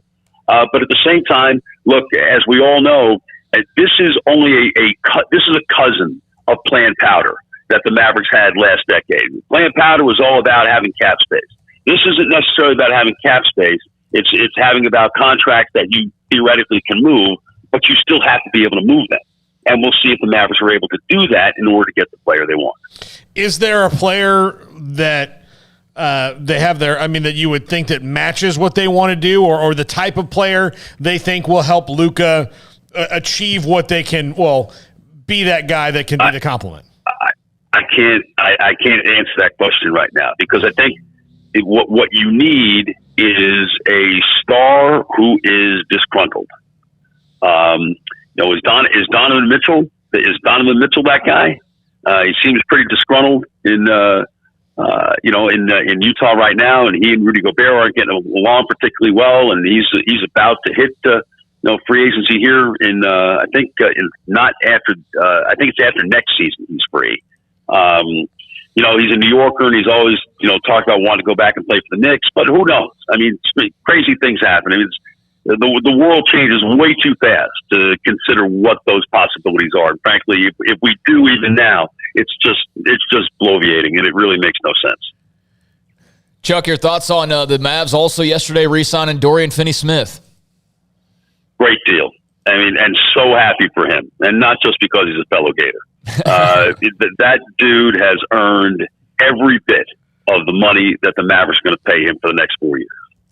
From an undrafted free agent, to immediately making an impact and making his impact against Giannis in an overtime game in his rookie year, where we guarded him and basically took him out of the game. And he's a leader, and he's a leader in that locker room. And he happens to be one of Doncic's best friends, so it doesn't hurt in that regard. Keep the franchise player happy by giving his good friend the money that he clearly has earned. It's a very, very fair contract for what he does and for what they need. James Harden and Ben Simmons both swapped teams, and I got a feeling this was not a both teams win trade. Well, it could be. It could be, but for the moment, here on February the 11th, I will tell you that my feeling was that Sean Marks took Daryl Morey behind the woodshed, told Daryl Morey to bend over, and he's going to take a 2x4 and just whack him around, and Morey's going to say, "Please, sir, can I have another?" until I get what exactly I want. And he did. I mean, the Nets got an incredible haul for James Harden. An incredible haul.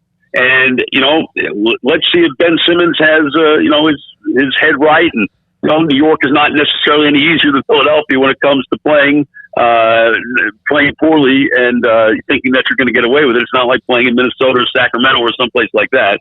But, I mean, if he's right with the team that's there, he no longer has to be the guy who was the number one pick in the draft and who was being charged with leading his team to a championship. He can be the Draymond option. He can be that third or fourth option. And that will suit him just fine because they got plenty of other players who can shoot the ball and score. And as it relates to Philadelphia, look, Embiid is having an amazing year, although I'm always amazed that people are saying without question he's the MVP. If they've forgotten about the present MVP out in Denver, keeping that team afloat basically by himself and playing better than he played last year when he won the MVP. But that aside, we'll see how Harden and Embiid mix. Harden is most effective when he has a big man who's a roller, not necessarily a popper. Like when he was playing with Clint Capella, he was absolutely devastating because it was either the lob was coming or he was going to have all the space he needed to go to the basket and score. How does that work with Embiid? And, Embiid certainly is going to need his touches. He's not a roller. He's a popper. I think Doc's got some work to do with this. It can work, but it will only work if both of them make accommodations to the other because it's not necessarily a perfect fit. Chuck, before we let you go, Mavs now with about, 26 games left, 5th place in the Western Conference right now. Got the Clips coming up again tomorrow. Just how do you feel with, less than 30 games now to play in the regular season with the move made yesterday with Kristaps? How do you sort of view the Mavs over this last stretch of the regular season? Well, I mean, they're playing really well. Look, they're 17-5 since December 31st, and only the Suns and the Grizzlies have a better record than they do. In that time, they've become a really good defensive team and obviously a much better offensive team now that Doncic has got himself into peak condition and playing like a top 5 player in the league. And, hopefully there will be no more talk when they come to top 5 players and not include Luka in that list because what he's doing right now is just preposterous, absolutely spectacular stuff. So, look, as long as he's there, they are always going to be a threat. But I do worry about a potential matchup with Utah in the first round of playoffs because it looks like that one is pretty much encased already. I don't see either the Mavericks or Utah moving up enough to pass Memphis, and I really don't see. I don't see Denver moving past either one of those teams. To get into either the 4th or 5th. And the Mavericks have a 2-game lead on Denver right now, and they have a tiebreaker with Denver. So I really think it's Utah and the Mavericks. And trading Porzingis away makes the Mavericks very small. I mean, they're a very, very small team. I mean, they've got Dwight Powell, you've got Maxi Kleber, and Marquise Chris.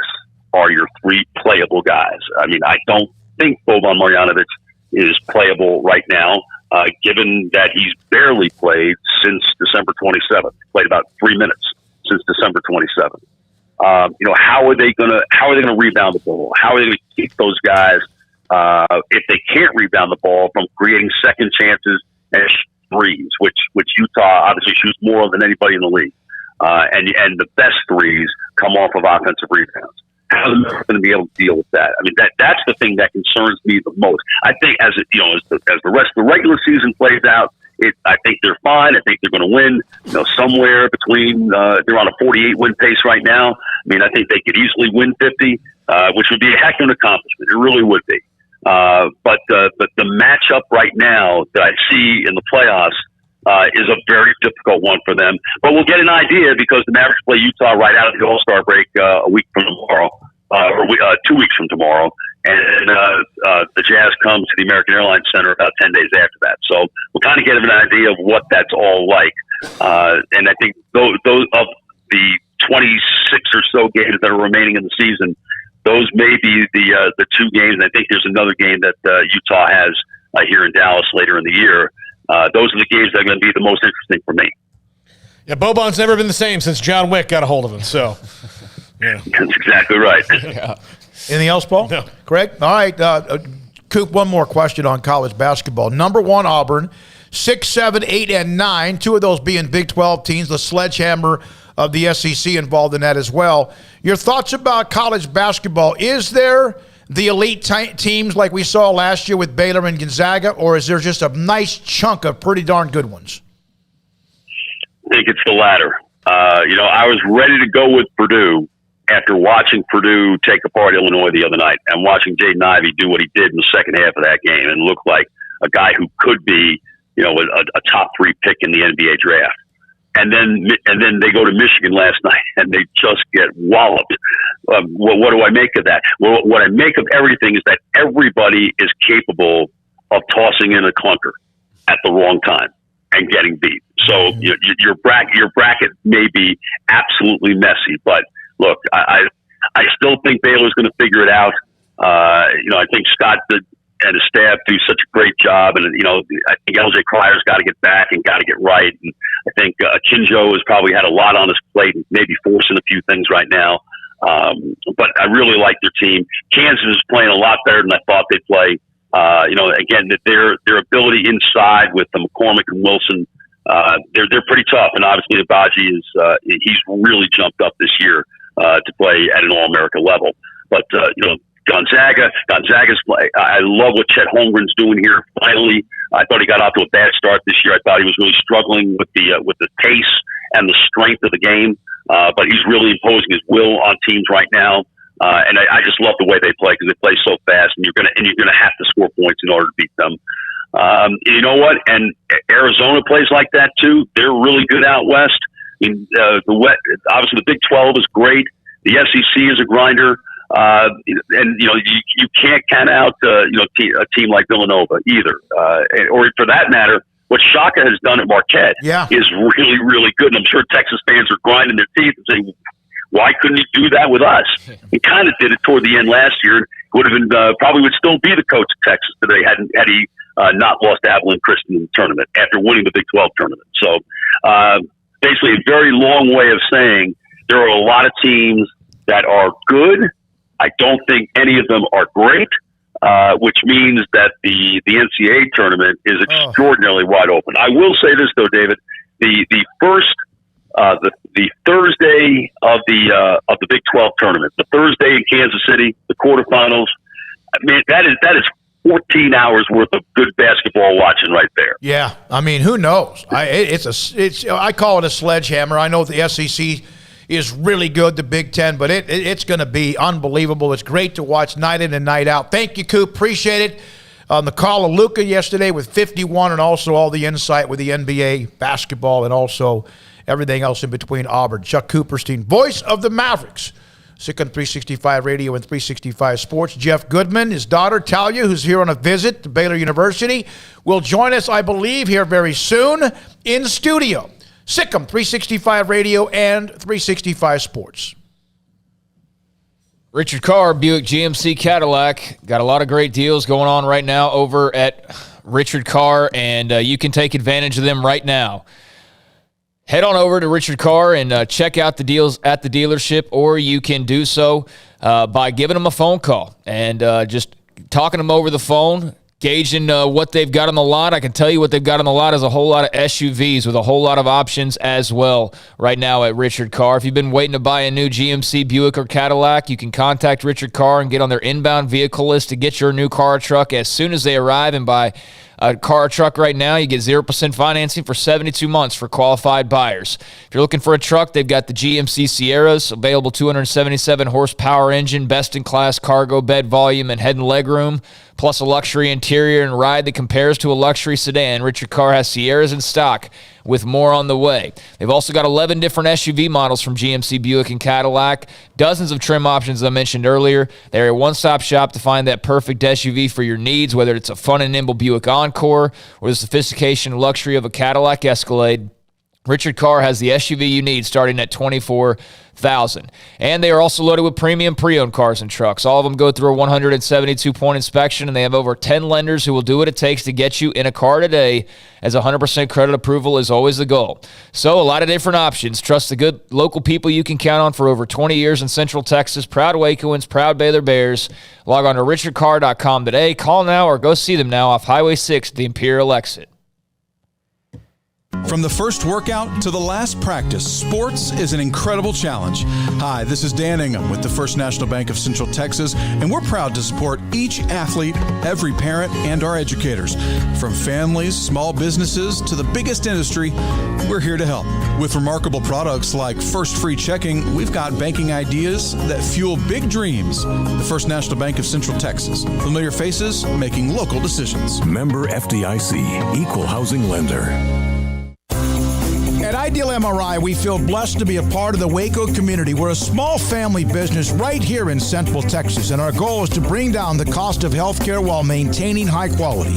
At times like this, the cost of healthcare has never been more important, and unfortunately, significant illnesses and injuries still occur. That's why Ideal MRI is open and here to serve you through the difficult time. We offer premium MRIs just like a hospital with state-of-the-art technology and specialists, but you'll pay less. Sometimes thousands of dollars less, whether you're using insurance or not. At Ideal MRI, we accept most insurance and there are no hidden costs, even offering financing if that's needed. Everything included in the price, and you'll not get something as a surprise in the mail later on. If you need an MRI, ask your doctor about Ideal MRI. They'll know. You can schedule an appointment safely from home online in minutes at idealmri.com or give us a call, 833-IDEAL-MRI, idealmri.com. There are 26 letters in the alphabet, over 600,000 words in the dictionary, and just 3 of them said together can change everything. Let's order pizza. Those 3 words lead to dough made from scratch and 3 fresh signature cheeses that blanket golden crust in a heavenly melt on Marco's Pizza that'll blow your mind. So visit marcos.com to order and stop by Marco's Pizza in Belmead, China Spring, Woodway, and soon to open in Robinson. Marco's. Pizza lovers get it.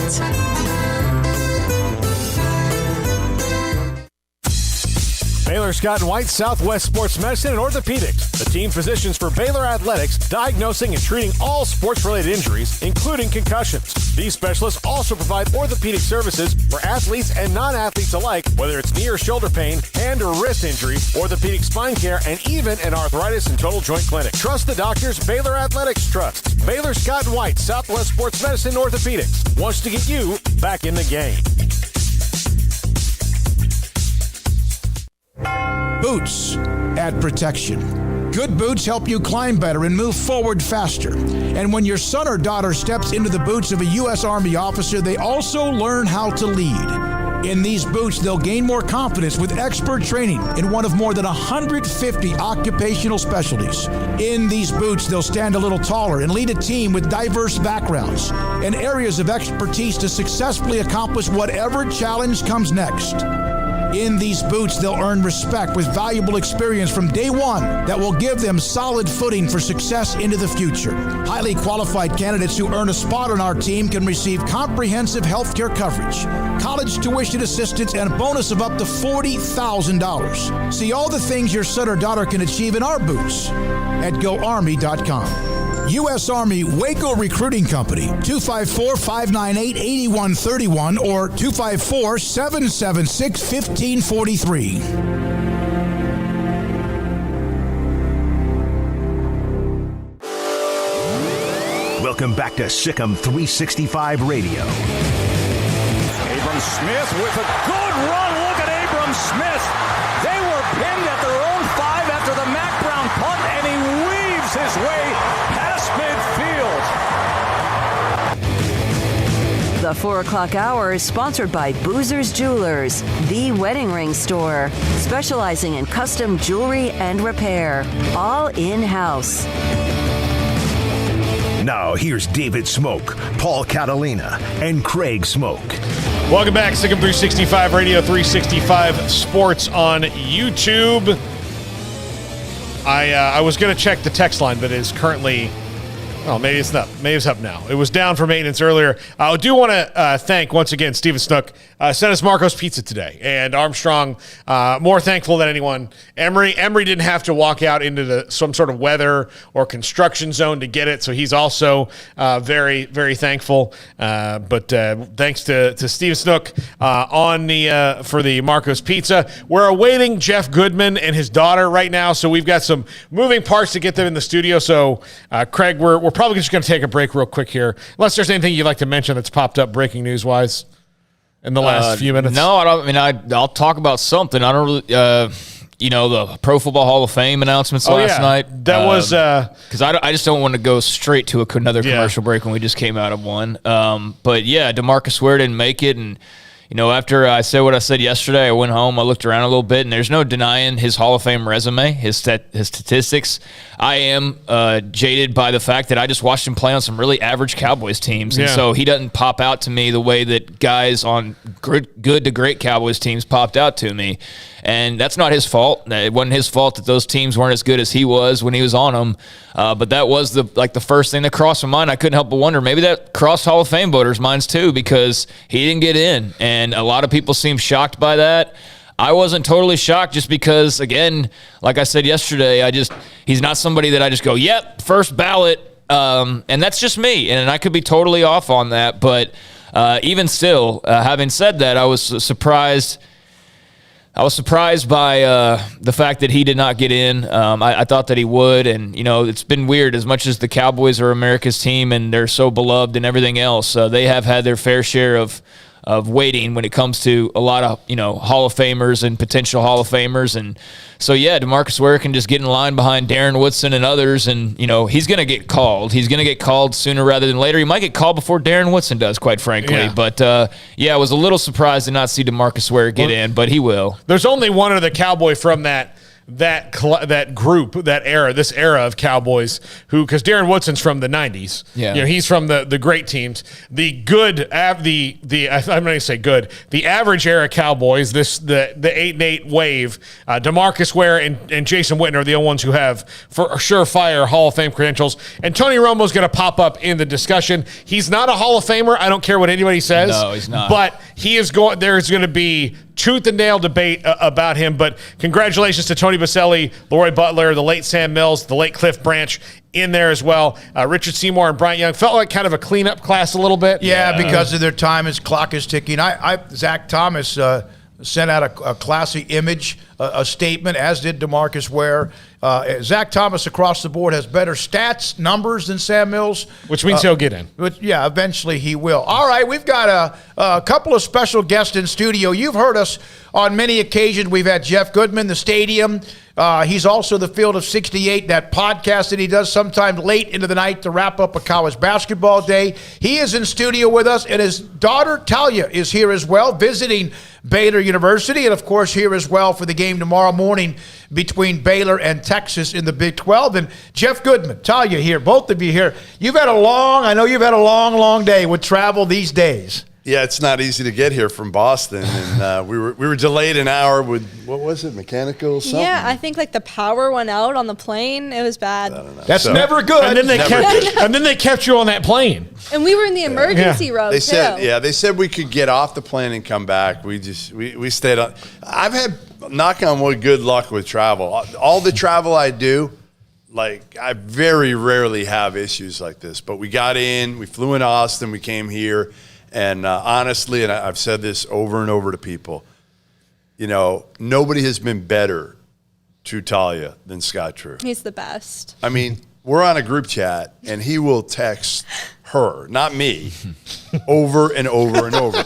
You know, I'm at the UConn Marquette game 2 nights ago, and we're already planning. Obviously, we've made our plans to come out here, and I didn't want to bother him before they were playing Kansas State.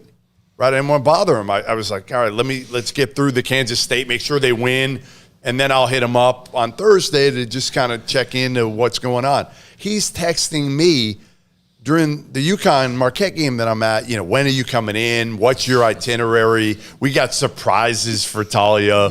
Like, and again, what I try to tell everybody, and I fell for it early. Everybody, we all did. I think we all fell for it the first few times we met Scott Drew, right? This can't be real. There's no way this dude is real. He's real. Talia, is he real? No, when I'm telling you, I get like 2-minute voice messages from him, like bi-weekly, of him telling me like, you better come down to Baylor. You better get down here. So I did it. I came down because, you know, getting those voice messages makes my day. And you're not just to Craig. You're not going to play point guard for him or anything like that. Oh, we'll see. This is just, but this maybe is, by the end of this, yeah, you might have a spot. This is, if LJ Cryer and them don't come back, you might be. Exactly. I'm the replacement. You'll see me out there tomorrow. But I mean, that just kind of goes to show you what he is. He's enthusiastic about a student coming to Baylor. He said how excited, and honestly, I think it's completely real. And you know, as a father, you never, I mean, this trip, like, you can't put a price on this trip for me. In 7 months, she's going to college, and I don't know if she's going to come back after college. So this trip to me, a work trip, I'm not working. I'm just watching her. You know, he's got it so she's going to shadow Chris Budden. Like he talked to Chris Budden, the sideline reporter tomorrow, who does a hell of a lot better job than I ever did at sideline. And he already talked to her about that Talia would shadow her because she thinks she wants to get in this industry. I've tried to talk her out of it. It hasn't worked so far. We're talking to Jeff Goodman and Talia Goodman in town. So this is a recruiting trip for her as a student to come to Baylor. There is a game, and we're going to get back to you in a minute, no question, but there is a game tomorrow, and Texas may have gotten their mojo going even after the loss to Texas Tech, and maybe that sparked them a little bit. And Baylor's trying to get back. Not sure about LJ Cryer yet, but that was a big win. They had every win in the Big 12 was big. Your thoughts about this kind of something's got to give here? Well, I was at the game in Lubbock, the Texas Tech. I remember. Yeah, it might have been the best atmosphere maybe I've ever been in. Now, again, I kind of like it when fans are mad and upset, and it adds a different element than we see. I've been at Carolina Duke games multiple times, Kentucky Louisville games multiple times at both venues. This had something that those did not, the hatred, pure hatred. And it was fun to be at in a way, to see that, especially after really not being on the road the last couple of years as much as usual. I was impressed. Here's what I was impressed with. I thought Texas was soft coming in, mentally soft. And you know what they showed me? They weren't going to get blown out in that game. They didn't win, but they hung around. They took the punches, and they played in probably the most hostile environment I've seen in the last 10 years, and they at least hung around. And then they punched back, obviously, in the last game, right? So this is a team that Chris Beard, he's back in Texas. He's in a new spot, which is his old spot, with all new faces and trying to establish a culture there. So you got to give him time. Like, too many people are saying, well, you know, pressured, he hasn't done this, they're not that good. Well, yeah, he took a bunch of dudes out of the portal that were losing players. Like, they're probably not going to be great. I made a mistake ranking him second in the preseason. I made him based on Chris Beard. He's that good a coach, in my opinion. Well, the other guy going against them is that good a coach tomorrow. what does Baylor have to do to get there? It looks like maybe against Kansas State, they started to turn the corner defensively back to what they were doing. Now, that could have just been the matchups, but offensively, they cannot do what they did before, where they have 5-minute stretches where it is just bullet, bullet, bullet, bullet. Well, I mean, they got to get their mojo back, which means they got to get healthy, right? You go down where you had two perimeter guys a few games ago healthy. Cryer, I don't know how much longer it's going to be for him. Akinjo still doesn't look like he's got it back. And I've talked to Sean Miller about Akinjo plenty, and he says he'll be streaky at times. His shot will kind of go, and then when it comes back, he'll start to get that confidence back and make a bunch of shots. I just think they got to play together again, right? They were without Sohan for a while. Flagler still probably not 100%. I wouldn't worry. I'm not worried as long as in 2 weeks, Cryer's back. He's got a couple games maybe under his belt going into Big 12 tournament. I think this team still has as good a chance as any. I guess I would say Gonzaga, Kentucky, Baylor. Those are the three. If you're telling me, hey, your house is on the line, you got to put money on one team or three teams. To me, again, Gonzaga, Kentucky, Baylor. Baylor just got to get healthy. Yeah, they were 15-0 when they were healthy, and now they've had these injuries. What are your thoughts on Matthew Meyer? I know is a bit of a lightning rod. Not a great night for him in Manhattan. I think going into this year, there was almost, and maybe unfairly, expectations of like, okay, he's going to become the guy. Yeah. And he's just maybe not supposed to be the guy. What are your thoughts on that? On some nights he can be the guy. He just can't consistently be the guy. And that's fine if you have a healthy Flagler and a healthy Cryer, right, and a healthy Akinjo. He doesn't have to be the guy. But in 2 of 6, if you're going to say they're going to have a chance of playing the championship game, 2 of 6 of those games can he go for 18. And if he can, the other nights, he can go for 4, 6, 8, and you're okay, as long as he's not going, 2 for 12 or something like that. Be efficient. I don't care if you pass up decent shots. Let somebody else score 18 or 20. That's the beauty of this team when they're healthy. Like, I love Kendall. I think he makes every right play. This dude could be playing for everybody to say, well, why is he a lottery pick? Look at his numbers. Yeah. He could be thinking that way and saying, you know what? I'm going to go get mine. He never does. He always makes the right play, and I think part of it is the culture at Baylor. Yeah, and he's kind of almost unselfish, which is kind of, they went through some guys early on or in the early part of the 2010s where they had some possible one-and-dones. Some of them were okay. Yeah. Some of them weren't really ever as good as everyone thought. In recruiting, I knew Quincy Miller. Yeah. I mean, I knew him well, and I was like, I don't think he's really a Baylor-type guy. Yeah. They kind of got away from, I think, but again, it's hard these days. It's really hard to know who you want to recruit and again, be able to get that guy. Now they have the momentum to be able to say, hey, you know what? These are the guys we want. And even if they're ranked in the top 25, we got a chance to get them. For the longest time, I remember when I wrote the story after they beat Villanova in Myrtle Beach, I wrote a story saying, like, it had been a long time since they had gotten a top 50 player. And they'd done pretty well without those elite level guys. Now they're starting to get them again, but they're getting the right ones for them. Talia, okay, so Indiana is part of your. You're going to put up one of those top 5 like the athletes do, and who would it be? So he's going to make me do my college decision in some elaborate way. So she's going to do it on the field of 68. She's got to do it. Yeah. Right. Are we doing hats? We'll figure it out.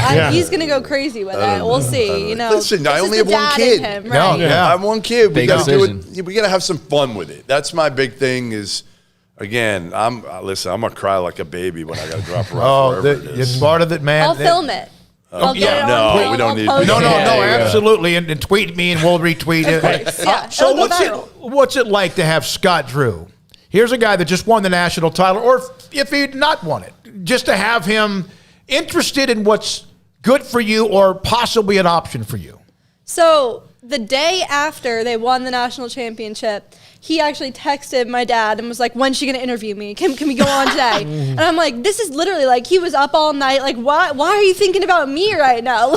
Like obviously I talked to him a lot, but he's such a genuine guy. And And I visiting here and meeting him, I feel like I've met him 20 times even before I saw him. And I'm so glad to be here actually seeing him for the first time. It's great.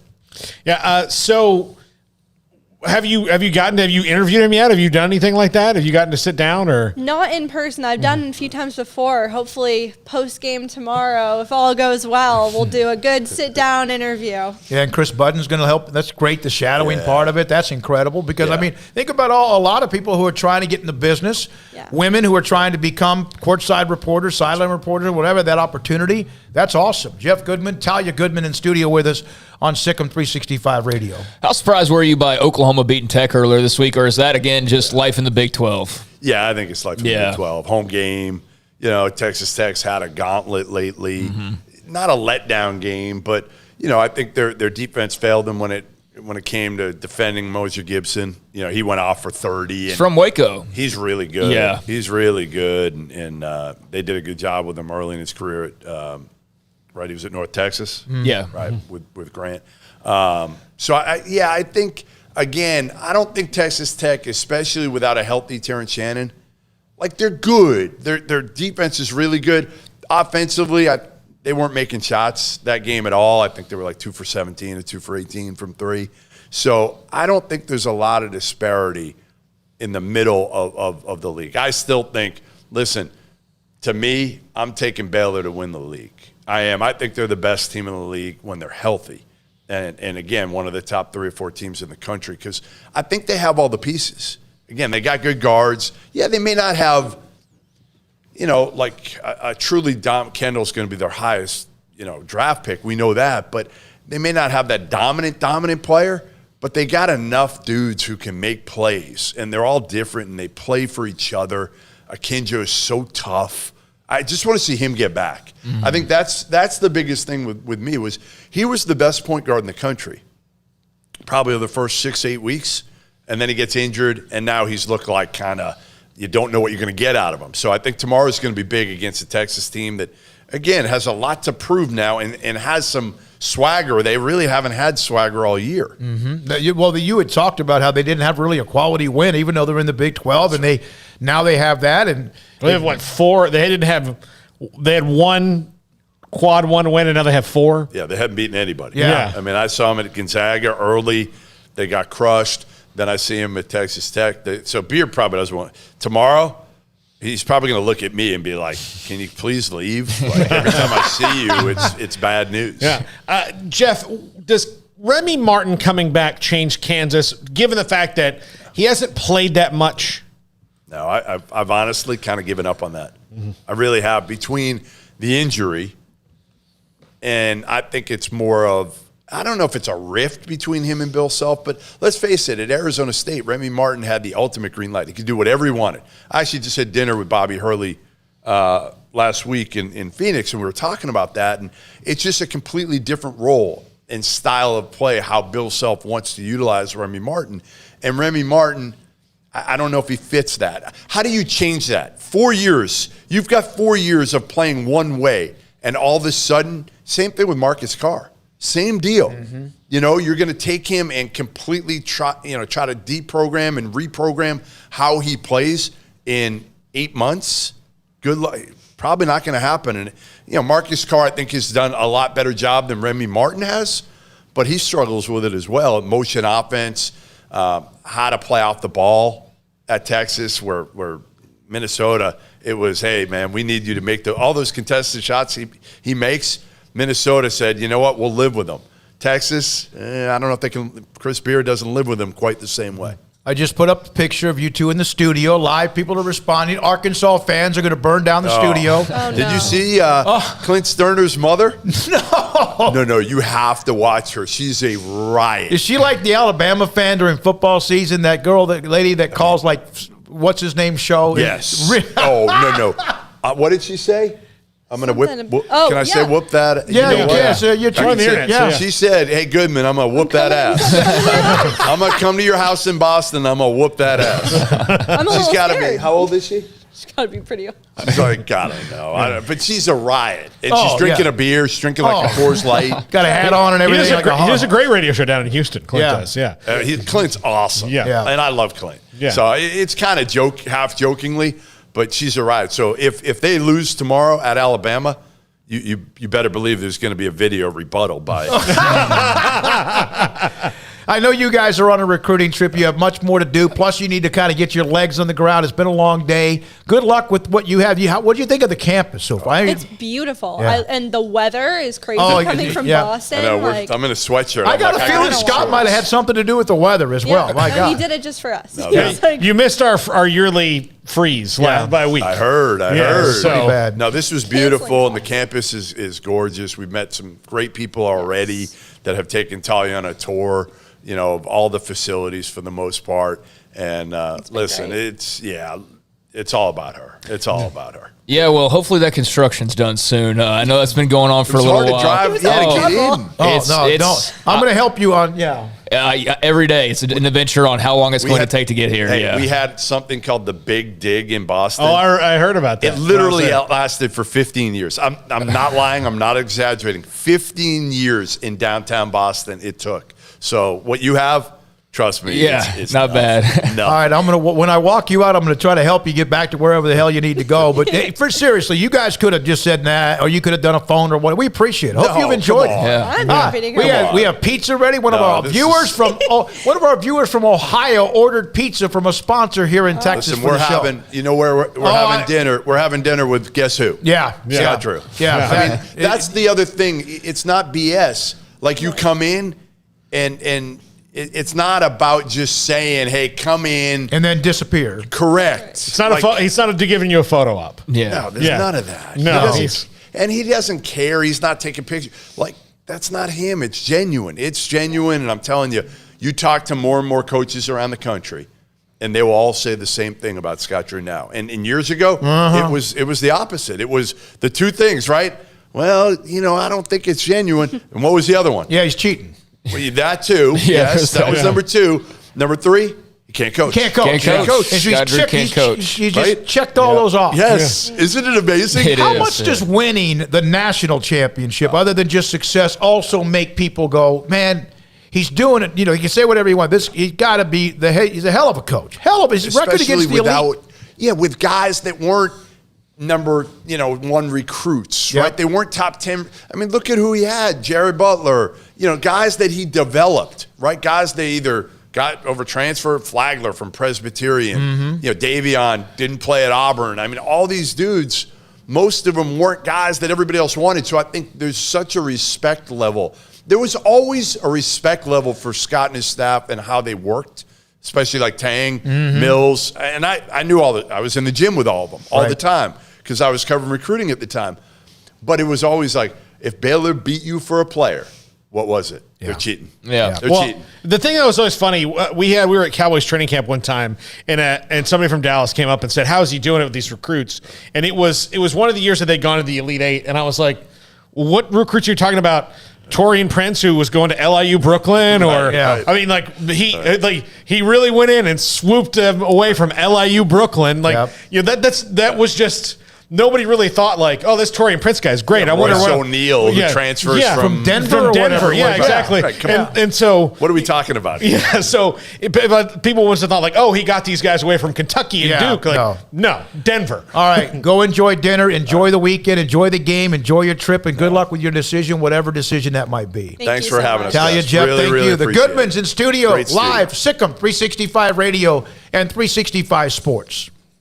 IdealMRI.com can help you save thousands, maybe even a lot of time when it comes to getting an MRI. You don't have to sit there and wait for a hospital to call you and say, hey, can you come in 6 to 8 weeks? They can get you in very quickly, but they are still very busy. They just have hours that are flexible for you and in the Central Texas marketplace in Waco.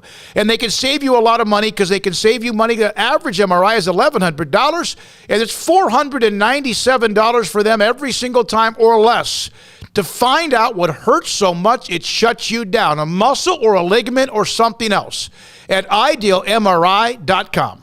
This is your 54th District Judge, Susan Kelly. Appointed to the court by Governor Greg Abbott, I've worked hard to manage and move the docket, even during COVID. Board certified in criminal law by the Texas Board of Legal Specialization and past president of the Waco Bar Association, you can be sure I apply the rule of law and deliver justice for all. Early voting starts February 14th, so be my Valentine and vote for justice. Keep Judge Kelly. Political ad paid for by Susan Kelly from McLennan County Judge Campaign. Baylor University is where lights shine bright. So, let there be light.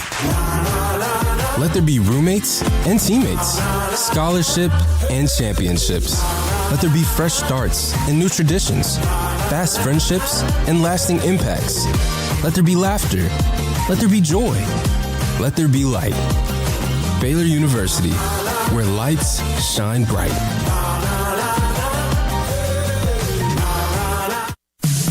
In the market for a quality metal building? Since 1943, Pioneer Steel and Pipe has helped Central Texas residential and commercial customers with metal building design, panel options, building components, and trim options. Pioneer Steel and Pipe's residential line is energy efficient, offers low maintenance, reduces insurance payments, is impact resistant, and carries up to a 45-year limited warranty. In addition, they can also help you find a metal building contractor for your project. Pioneer Steel and Pipe with locations in Waco and Bryan and at pioneersboys.com.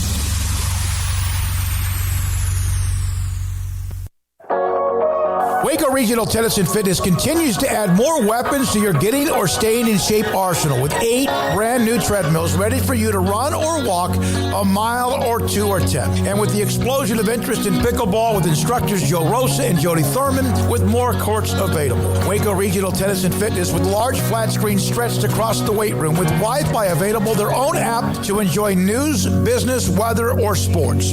Everywhere you look, there's energy, passion, and commitment. New touchless water fountains outside of each locker room, and all the locker rooms with showers, sauna, and whirlpool. Upgraded PA system throughout the world-class tennis courts with a youth academy led by pro Britt Coleman. Fitness and tennis merchandise available and a tanning bed. I promise you'll look and feel better. You just need to walk through the front door. Waco Regional Tennis and Fitness with personal trainers Christy London and Randall Corley. 40-plus group exercise classes, including twice-a-week boot camp. It's time to react today, not tomorrow. Waco Regional Tennis and Fitness on Lake Shore Drive in Waco.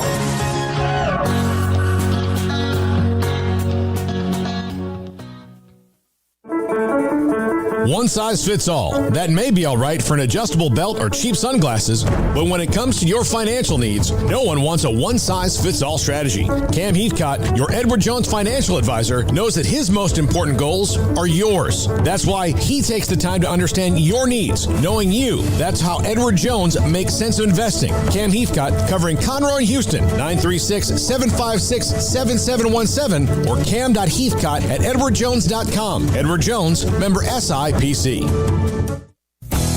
Three Nations Brewing Company has 16 different beers on draft with a new beer every Friday. It also offers 2 air-conditioned tap rooms, a large indoor beer hall, a second-floor mezzanine offering a great overview of the brewing company and equipment and patio where you can relax under the shade. Plus, you can now experience the new Three Nations Beer Garden Grill on our shaded patio with socially distanced seating for your enjoyment. Grab a cold beer and enjoy a bite from our freshly prepared and delicious menu. Street tacos, quesadillas, freshly cooked burgers and dogs and veggie burgers too. State Fair tornado fries, nachos, and so much more, all prepared and cooked on site. So come visit the award-winning Three Nations Brewing Company on East Vandergrift off I-35 in Carrollton.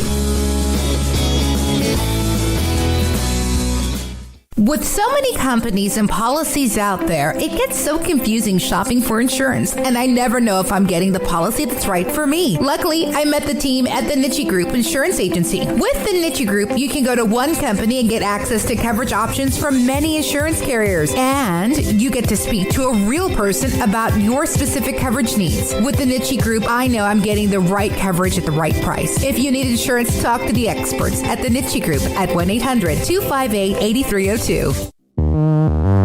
This is Sikkim 365 Radio. Text us at 254-339-1122. The Sikkim 365 Radio text line is sponsored by Riverbend Liquor and Wine, with the most extensive variety of craft beer in Waco. A hidden gem on Lakeshore Drive and 19th Street.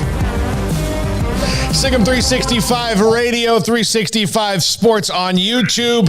Radio Row Super Bowl 56 going on now. One of the coolest parts of Radio Row is it's not just sports and athletes and people from the NFL that come around. It is people from all walks of life and all kind of cool careers. We're joined now by two very accomplished actors, Joe Mantegna, Tony Award winner, and actor, playwright, and producer Ronnie Marmo. You know Joe Mantegna from Criminal Minds. He's Fat Tony on The Sopranos. He's been all over the place. He's in The Godfather 3. Ronnie Marmo, also Criminal Minds, Lethal Weapon, General Hospital, all over the place. You guys have a really cool project that I hope comes through Texas. I'm not a comedian. I'm Lenny Bruce, which chronicles the life and death of the most controversial comedian maybe ever. I mean, even by today's standards, there's nobody like Lenny Bruce. But first, I kind of want to talk a couple things football with you guys.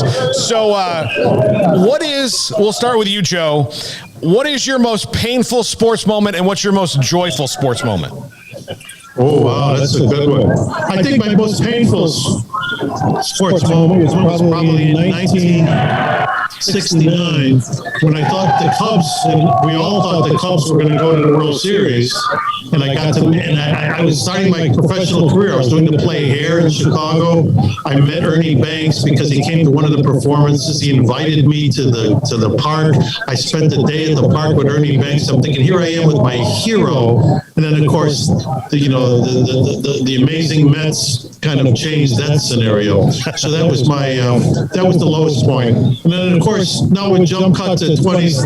When the Cubs finally closed the deal in 2016, and then that was probably the greatest moment. The Bears win in '85 falls right under there, but I kind of expected that to happen anyway. The Bears were so dominant that year. Yeah. But then the Cubs failure and the Cubs success, that bookends my sports low point and high point. Yeah, well, we're Baylor's right across the street from us. Mike Singletary was the city of Waco gifted you that one. We'll take credit for that on the '85 Bears. Ronnie, same question. Well, it's interesting. I'm a huge Yankee fan, and so I'm trying to think of the saddest moments. I hated losing 4 straight to the Red Sox when we're up 3-0. That broke my heart. But I think even more than that, I think when Jeter and Pettit came to the mound and took the ball from Mariano, it broke my heart.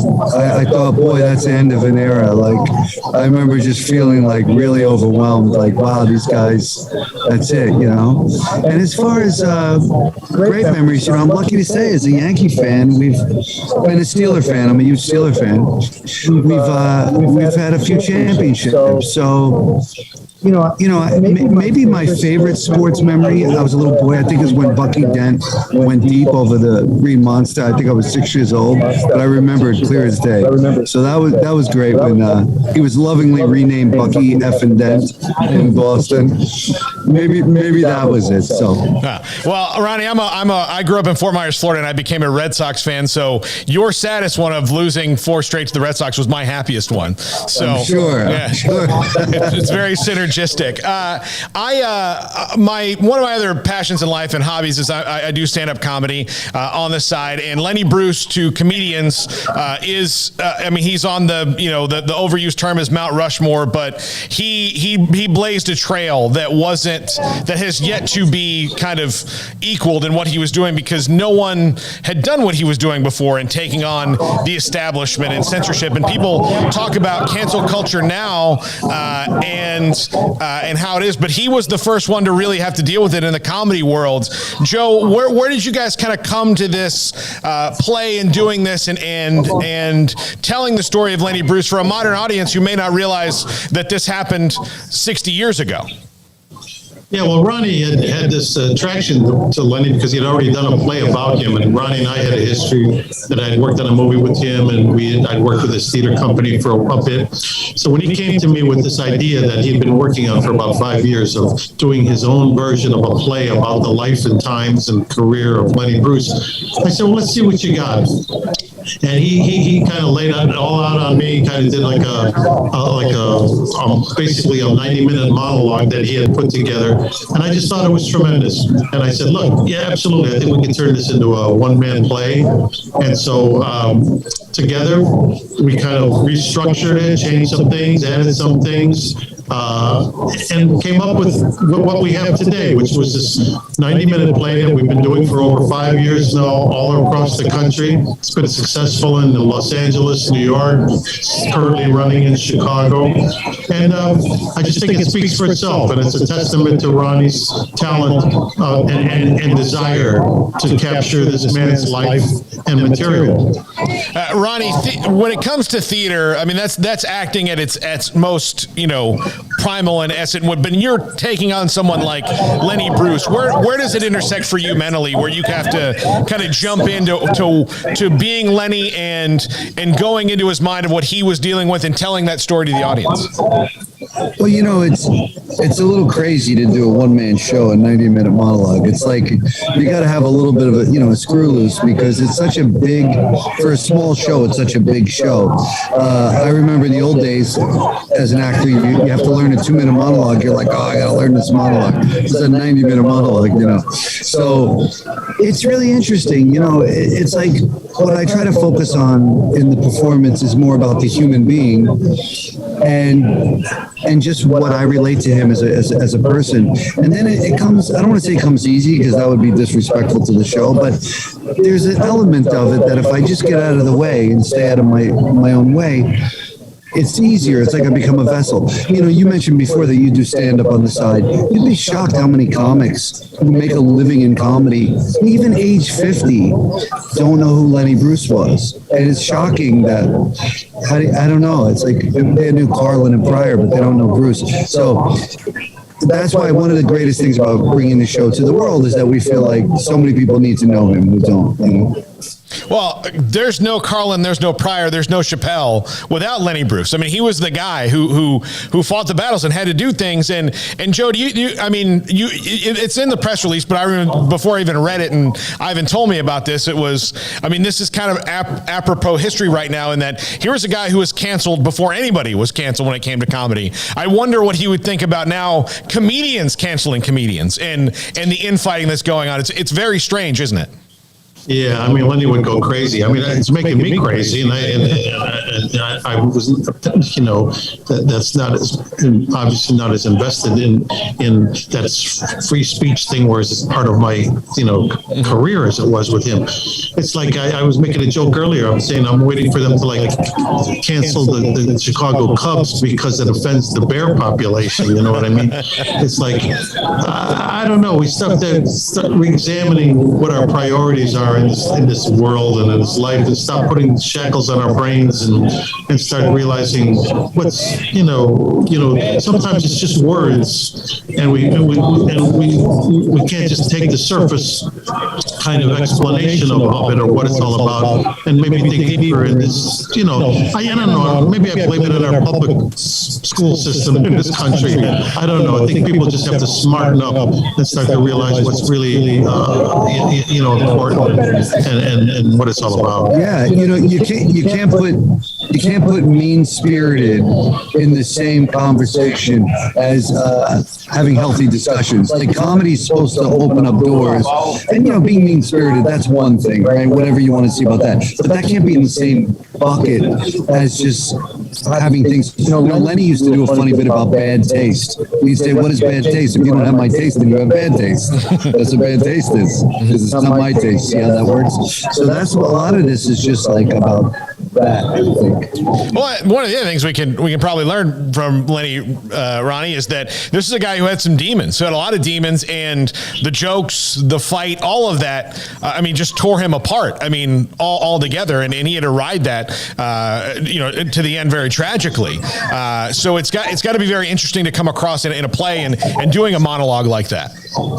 Absolutely, and that's what I meant about it's easy in some ways, because all I have to do is get out of the way of it and be a vessel for this guy and tell the truth. And he had huge demons, and he died at 40 years old of an overdose, and he had a lot more to say, I thought. So he influenced the world in a big way, but a lot of people don't really understand it was him. If you search hashtag I am Lenny Bruce on Facebook, Instagram, you can get more information. I have a couple more questions for you guys. One of them, when I told my mom I was interviewing two guys from Criminal Minds, especially you, Joe, she was very excited because she was a huge fan of that show. But when I would watch it with her, one thing I always wonder is, when you guys got the scripts for some of those, did you have to kind of look at the writers a little cross-eyed and go, which weirdo came up with this thing right here? And maybe we don't invite him to the rap party. Yeah. Well, unfortunately, a lot of those stories were based on things that had really happened or certainly could have happened. And that's what I learned. That's why when people would ask me often, they say, doesn't it bother you to do that show? And I say, no, it doesn't, because I have such respect for the men and women who really do this job. Because I found that a lot of this crazy stuff that we come up with was all based on, if not direct experiences, certainly things that were in that ballpark. So I have tremendous respect for the real men and women of law enforcement who every day have to kind of make a living doing things that we would rather not, let alone, look at, don't want to be involved with, don't want to even hear about. So I had such respect for them that it was okay with me. All right, who do you guys have in the game this week? You're a New York guy and a Chicago guy, so you have no dog in the Cincinnati-Los Angeles hunt. So who do you have in the game this week? I'm going Rams. I've lived in California, longer than I lived in Chicago. So while I'll always be a Bears fan, Rams will be my number 2 team. Yeah, I'm going to take the Rams too. I'm a huge Steeler fan, and I hate that the Bengals might win in our division, but I'll just say that it's so hard not to root for those guys. That Joe is really something, and it's exciting to watch them, so it's tough. Yeah, he's got ice water in his veins. Guys, thank you so much. Joe, I do want to tell you, I've been a huge fan of yours since I was 13 years old. I was in a hotel, with my dad. He had a meeting. I had to wait for him, and I just turned on HBO in the hotel. I watched Searching for Bobby Fischer. I've been a fan of yours ever since that movie. I loved it. He came back. What are you doing? I'm like, I'm watching this movie about chess. We can't leave. It's unbelievable. This is great. Oh, that's good. Because there's a few other movies I've done that your father wouldn't have approved of you watching of me. Oh, look, here's the deal. When he walked in, he goes, that's the guy from Godfather 3. Yeah, I know. So, look, as an Italian, I've seen, if there's an Italian actor, I've been required to watch it since birth. So, we got 2 of us here right now. That's right. Yeah, so hope you guys swing through Texas or I'll come and see it somewhere because I got to see this. We will. Yeah. Thanks so much. All right. Thank you so much. All right, Joe Montana, Ronnie Marmo with us here on Sicko 365 Radio, 365 Sports live from Radio Row at Super Bowl 56 in LA. If it has a vowel at the end of the name, Paul gets the first dibs. I do, and I was very excited about that. Joe Montana is a fantastic actor. They're doing a one-man show about Lenny Bruce. It's very topical. Lenny Bruce was, if comedians now think they have it hard in cancel culture, this dude had to go before the Supreme Court to do his comedy. Yep. Lenny Bruce is a freaking legend, man. Yeah. And boy, him in today's age. Yeah. I mean, it's one of the things I asked Joe. I said, if you could can you kind of imagine telling Lenny Bruce that, okay, it's not the government that's canceling you. It's not going in front of court. It's other comedians. Yeah. It's other people in your own walk of life who are mad at you. He goes, yeah, I can't even fathom it. He goes, I don't understand it now. And we're living it. And he goes, he probably couldn't fathom it then, given that the guy, he had a lot of demons, but had to take his fight all the way to the Supreme Court to be able to do his comedy the way he wanted to do it. Yeah, I would think that, and Paul, I know you do some of that on occasion. Then you have guys like, we've seen some attacked, but that right now, I mean, you got to toe the line, or you just say the hell with it. Who's the guy that just said screw you, and he keeps doing he's not going to be He wasn't Dave Chappelle. Dave Chappelle. Yeah. Most of the people and the thing is funny is most of the people who want to cancel Dave Chappelle hadn't watched that special. They just heard somebody say that he said this in the special. Yeah. And so like 99% of people's opinions now. Well, watch it. I mean, watch it and tell me what you think. And if you still feel that way, then I don't need to. Discussion. I read a really biased opinion that's not even factual from a dude on Twitter who has an axe to grind. So I'm sure that was accurate. Like that's so silly. When we come back, you guys went over the Hall of Fame stuff, right? A little bit, yeah. Not really. Okay, let's go back to that. That's right. Mick, we'll talk to Mickey about the Hall of Fame. Yeah, Paul, how long you been working with me? I know, but I mean, this one was really just recently. Mickey Spagnola on DeMarcus Ware doesn't get in, and also who else did, and the game on Sunday. And whoever wins will that impact Jerry Jones and what he does or doesn't do? Sikkim 365 Radio and 365 Sports. Dr. Kent Petty can help you become the high-performance man that maybe you used to be. As you get older, your testosterone levels can drop. It's just part of Father Time. It's part of Mother Nature. It's part of the clock ticking. And that's 1 out of every 3 men have symptomatic issues of low testosterone. It could be your sex drive. It could be your sleep habits. It could be your energy, focus, and productivity. And so if you have any of those 3, and if you're really in your upper 30s, 40s, and then 50s and so, you may want to get your testosterone checked. And if you haven't in a while or ever, then you can go to Dr. Kent Petty. Here's how. Go online, pettycliniclowt.com, and tell them that I sent you. Use an email and a phone number on their website. Tell them I sent you, and they'll set you up to get your blood work. They'll set you up to get your blood work with a discounted price. And then when the results get in, lab results get in, he will then look at your testosterone level along with everything else, including your PSA count and more. And then if you need, he'll put you in a program to help you become the high-performance man you need to be. It's pettycliniclowt.com. This is your 54th District Judge, Susan Kelly. Appointed to the court by Governor Greg Abbott, I've worked hard to manage and move the docket, even during COVID. Board certified in criminal law by the Texas Board of Legal Specialization and past president of the Waco Bar Association, you can be sure I apply the rule of law and deliver justice for all. Early voting starts February 14th, so be my Valentine and vote for justice. Keep Judge Kelly. Political ad paid for by Susan Kelly from McLennan County Judge Campaign. This month, it's all about the championship drive as our hometown team celebrated the Big 12 championship and a Sugar Bowl win. So can you in your new vehicle from Allen Samuels Chrysler Dodge Jeep Ram in Waco. During the President's Day sales event, shop for power, performance, and reliability from our selection of the new 2022 Ram 1500 Lone Star. Are you planning your next adventure? Choose from a range of Jeep models, including the 2022 Jeep Grand Cherokee. Take home the trophy from Allen Samuels in Waco. Come by. Let's be friends. See dealer for details. All offers have credit requirements. Stepping into the boots of a U.S. Army officer can add confidence and leadership skills to your son or daughter's career path. See all the things they can achieve in our boots at GoArmy.com. U.S. Army Waco Recruiting Company, 254-598-8131 or 254-776-1543. Baylor Scott and White Southwest Sports Medicine and Orthopedics, the team physicians for Baylor Athletics, diagnosing and treating all sports-related injuries, including concussions. These specialists also provide orthopedic services for athletes and non-athletes alike, whether it's knee or shoulder pain, hand or wrist injury, orthopedic spine care, and even an arthritis and total joint clinic. Trust the doctors Baylor Athletics trusts. Baylor Scott and White Southwest Sports Medicine and Orthopedics wants to get you back in the game. With so many companies and policies out there, it gets so confusing shopping for insurance, and I never know if I'm getting the policy that's right for me. Luckily, I met the team at the Niche Group Insurance Agency. With the Niche Group, you can go to one company and get access to coverage options from many insurance carriers, and you get to speak to a real person about your specific coverage needs. With the Niche Group, I know I'm getting the right coverage at the right price. If you need insurance, talk to the experts at the Niche Group at 1-800-258-8302. It's plain and simple. Waco Custom Marketplace is the one-stop shop for what you need for tailgating, from charcoal, cold beer, and wine. And, of course, customize your order with brisket, tri-tip, sausage, wings, smoked pork tenderloin, country style or pork spare ribs, marinated beef and chicken fajita meat, ground beef and chili, meat, hot dogs, and burgers, buns, seasoning, sauces, chips. There's fresh baked bread and kolaches every day, breakfast sausage links, and you can also customize your favorite cut of steaks from Select, Choice, or Prime, bacon wrap fillets, ribeyes, New York strips, sirloin, T-bone, and porterhouse. Full service butcher shop includes pork, poultry, beef, chicken, and seafood, serving Waco restaurants and families since 1940.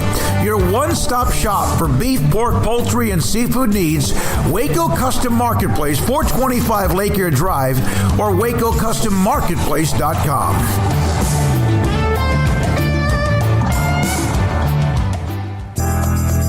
Riverbend Liquor and Wine, Lakeshore Drive at North 19th Street in Waco, is a hidden gem. They've got a great selection of spirits, wine, and the most extensive selection of craft beer in Waco in their gorgeous walk-in fridge. And they have an amazing array of high-end bourbons like Pinhook, Weller, Buffalo Trace, Brush Creek, Hotel, Garrison Brothers, Thomas S. Moore, Hooten Young, and Bardstown. Great customer service and a convenient and speedy drive-through window. Riverbend Liquor and Wine. Find out more on Facebook and Instagram.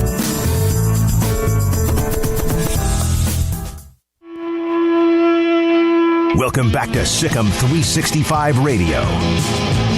First down pass attempt, felt the pressure and went down. It was Bernard who affected him.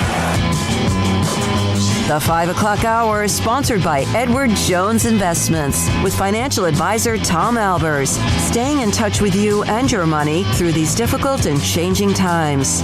Edward Jones, making sense of investing. Now here's David Smoak, Paul Catalina, and Craig Smoak. All right, here we go. Mickey Spagnola, DallasCowboys.com. So we have Mickey normally Thursday, and then I thought I sent him a text earlier today, sent it to the wrong number, called him up, reset it for right now, and then about 2 minutes later after we took a break, what did I do, Paul? You forgot. It's a bad thing being old, Mickey, and I'm not trying to suggest that you are as well. How you doing, man? I'm good. I'm and flexible. How about that on a Friday? Well, that's good to be flexible at our age, and we appreciate that as well. So I know that there's disagreement about the Hall of Fame. There always is. What was your reaction when you saw that that DeMarcus Ware did not get in last night? Well, originally, so I don't know how closely everybody was paying attention, but I want to say 4 of the first 5 modern day guys that were the first 4 modern day guys that were introduced. They got introduced by somebody from their own franchise that's in the Hall of Fame, right? Brett Favre did Butler. Steve Young did Young, who, by the way, went to my high school. Oh, I didn't know that. I'll just throw that in. Anyway. And so when Emmett went out there, I was keeping track on my little pad, and I said, oh, well, DeMarcus Ware's next. And then he says, Art McNally. And I said, Art McNally? I said, they gave him the wrong card, right? It was like the beauty pageant. You know, they gave him the wrong result. And so my jaw dropped. And so then when it was over, and I started reading and learning more about the guys that got in, I sort of understood, because he's going to get in, right? Well, there was, and none of the first ballot guys or first year eligible guys got in, by the way. And so I started looking, and some of these other guys, like Sam Mills, this was his last year to get in. This was 20. And if he doesn't get in, then he goes into the seniors selection, and then it's a backlog there, right? I think Boselli, 16th year in this deal of eligibility, and so I think what happened, and I know the committee doesn't do this, selection committee doesn't do this as a block, but I think a lot of guys start looking like, boy, we better clean some of this stuff up, because if we don't get these guys in now, chances are the backlogs are going to become even bigger. And if you get into the seniors committee deal, then it's even longer, right? So let's kind of clean these guys up. So when I finally realized that, I was like, okay, this makes sense. He'll get in next year, right? Or the year after that. His credentials, if you just look at them, you know, seven of the 9 years with the Cowboys in the Pro Bowl, he ended up with 9 Pro Bowls in his career, a ring, an all-decade player in 2000. I think it was 5-time All-Pro. He's going to get in. And so I think what happened was they looked at, well, we better get some of these other guys in, right? And we'll just push this one down the road. So after I realized that and how long these other guys had been waiting, I was like, okay, I understand what's going on. Now, what I don't understand is how they keep putting all these safeties in, and Darren Woodson can't get into even the finals, right? Lloyd Butler, nice player, right?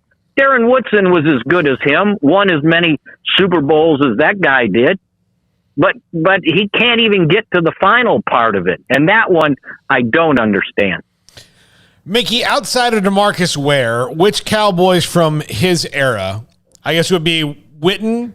We'll get in for sure. I mean, his numbers as a tight end there's only a couple guys ahead of him. And who else? I mean, I know there'll probably be a bet about Romo. Are we leaving anybody out? Well, I'd go back to Woodson. I mean, remember Woodson played into, but he played into the 2000s. That's true, right? Mm-hmm. Yeah, I mean, his last year was on injured reserve. I believe it was 2004. Bill wanted him to play one more year, and he tried, and the back wasn't good enough, and he ended up retiring at the end of the year. So, he went from 1992 to 2003 playing. And after that, no, I don't know that there's anybody else that other than Witten and Romo to get consideration that goes in. Now, from where we're at right now, I think Tyron Smith at some point will get in. I think Zach Martin at some point will get in. But other than that, no, I right off the top of my head, I don't know that there's anything else. I just thought it was a dirty trick to have Emmitt Smith go up there and then him say Art McNally. Yeah, that did throw a curveball at it, no question. Mickey, Cowboys found a new wide receivers coach, and now he's interviewing with the New Orleans Saints. Where do they stand with Robert Prince and this New Orleans interview? Yeah, well, I guess, they hired him, but if they're going to, and I didn't see it, did they interview him for offensive coordinator's job? Yes, I believe so, yeah. Yeah, and that would be the deal. And, I would see that, and you just find another receivers coach.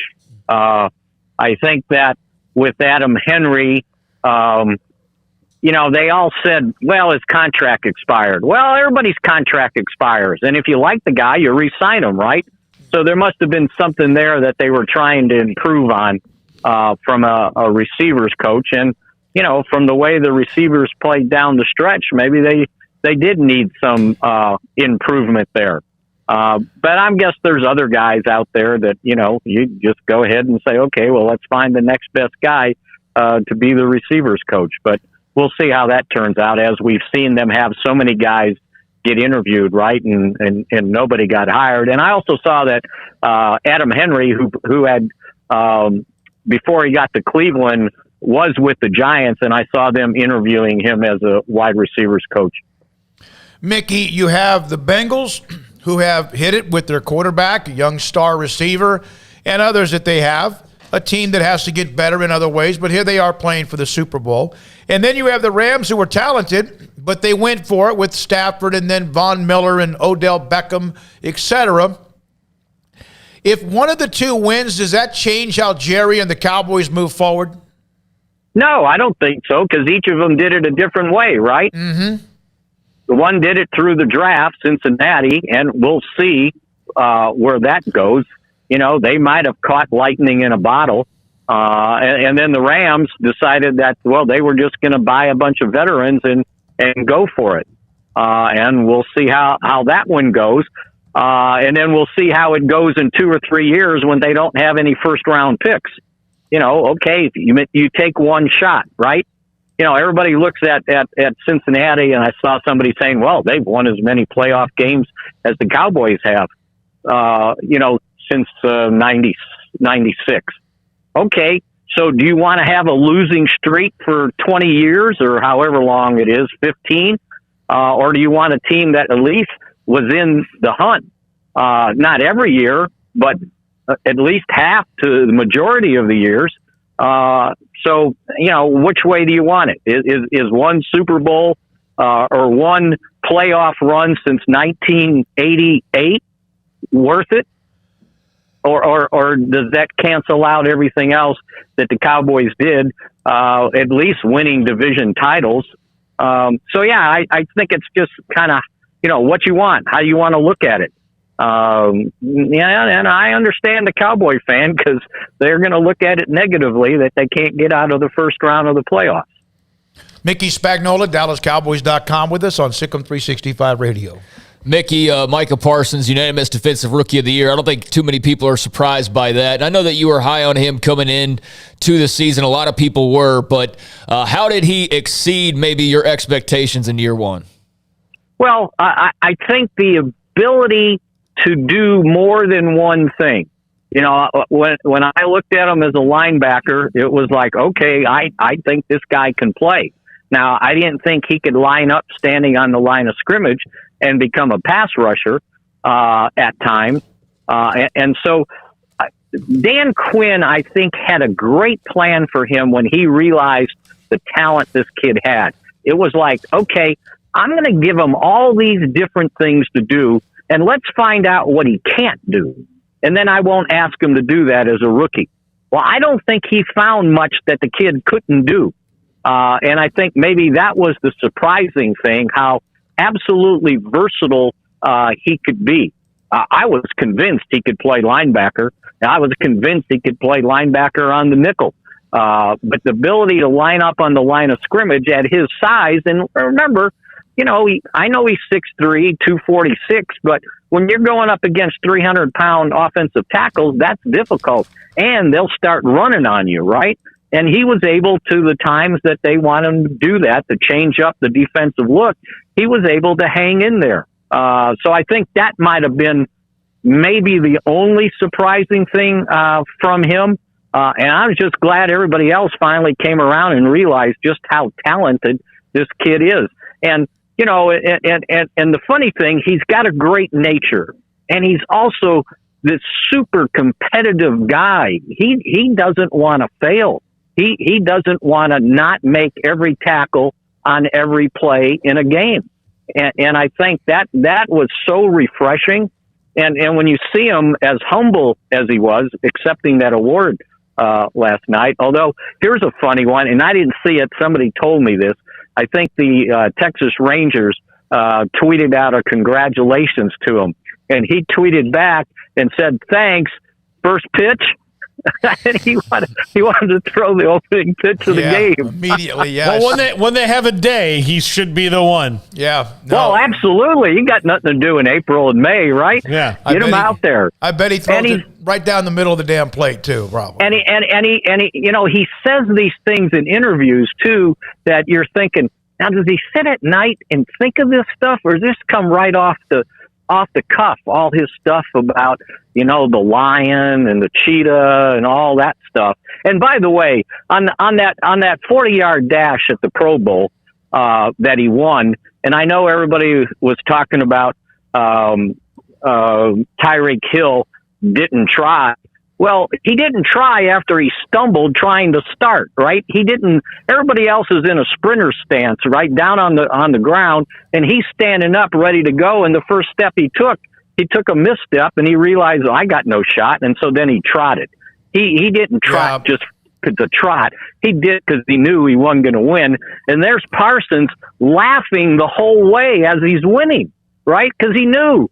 You know, it reminded me of the deal. You remember when the NBA All-Star game first came to Reunion Arena? Was it like 86 maybe? I think 86, yeah. Yeah. And they had the 3-point shooting contest. And I was covering this.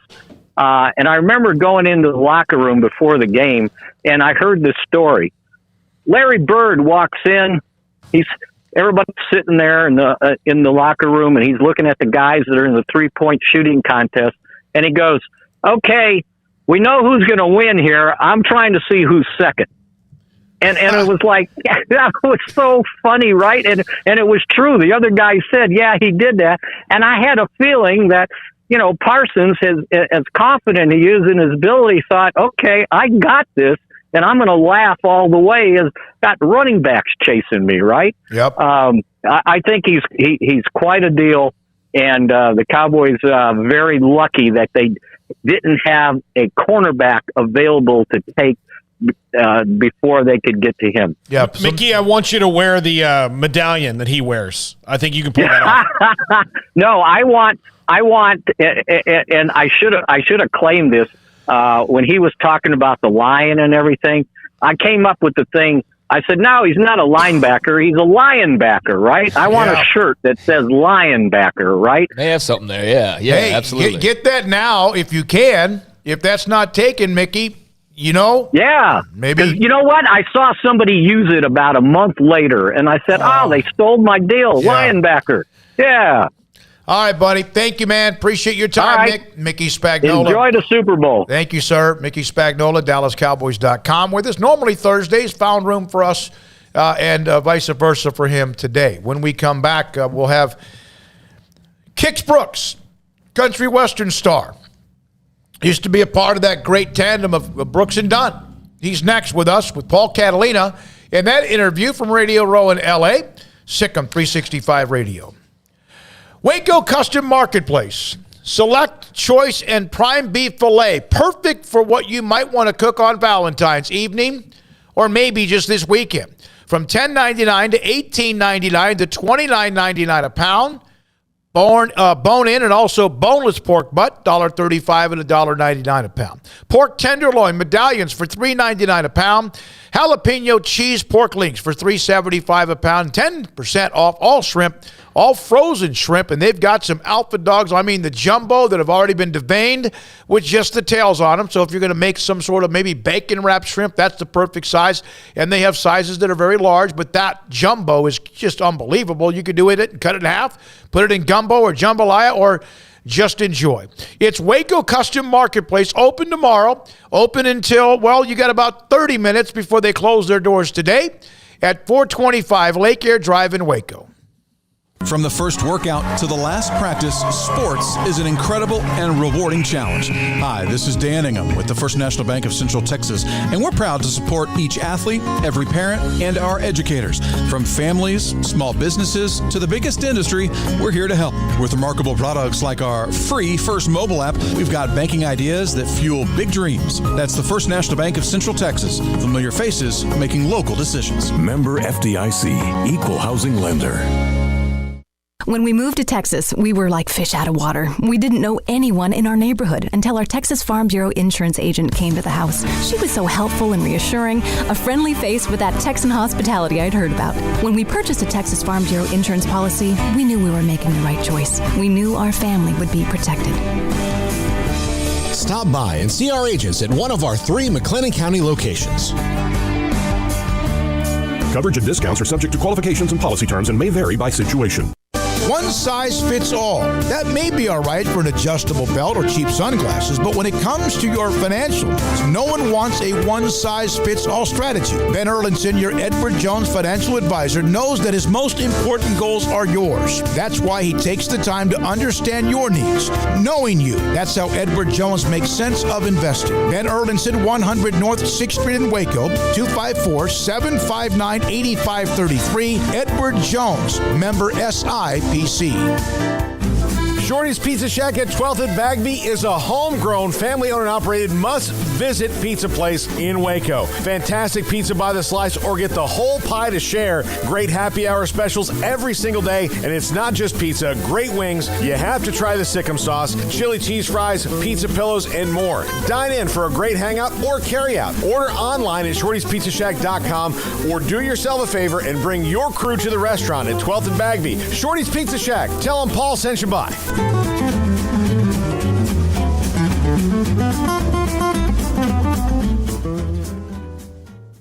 Brad Boozer, Boozer's Jeweler, joins us on Sikkim 365 Radio. Boozer's Jewelers on the corner of Valley Mills and Lake Air Drive. It's a staple of the Waco economy. And you're about to approach this time of the year where you have the holidays, special gifts. It's not that you don't have that every single day. What are some of the things you have coming up? Christmas is the biggest time of year for engagements. You know, we kind of call ourselves the wedding ring store. We do all of our own custom work in-house. I've got 2 expert jewelers on staff every day. We can make anything from scratch. We we kind of pride ourselves. Probably 9 out of 10, every engagement ring we do is actually made custom to what the customer wants. People look at that, oh my God, I can't afford it. I can't afford something like that. You've shown me examples that you could fit pretty much any budget. It doesn't cost any more to custom make something. You still have gold, you still have diamonds, and you still have labor. Best thing about a custom piece is if you have any old jewelry or heirloom jewelry or something passed down from a grandma or somebody, we can take that jewelry and use it towards your wedding ring for the sentimental value, and then you've got the product, and then it's just a little bit of labor and a little bit of design on your part of what you actually want. You want to know why they're successful? Brad Boozer, the owner of Boozer's Jewelers on the corner of Valley Mills and Lake Air in Waco. Automatic Chef Canteen is a full-service micro-market vending and office coffee provider with state-of-the-art vending equipment, a wide variety of products, and offering custom-fitted micro-market vending office coffee solutions for your employee break room. You want a full break room solution and a workplace oasis? Well, Automatic Chef Canteen, locally owned and operated for over 50 years in Central Texas, also includes in-house mechanics on call 24/7 for fast, reliable service and maintenance. Automatic Chef Canteen, 6900 Imperial Drive in Waco, or online at automaticchefcanteen.com.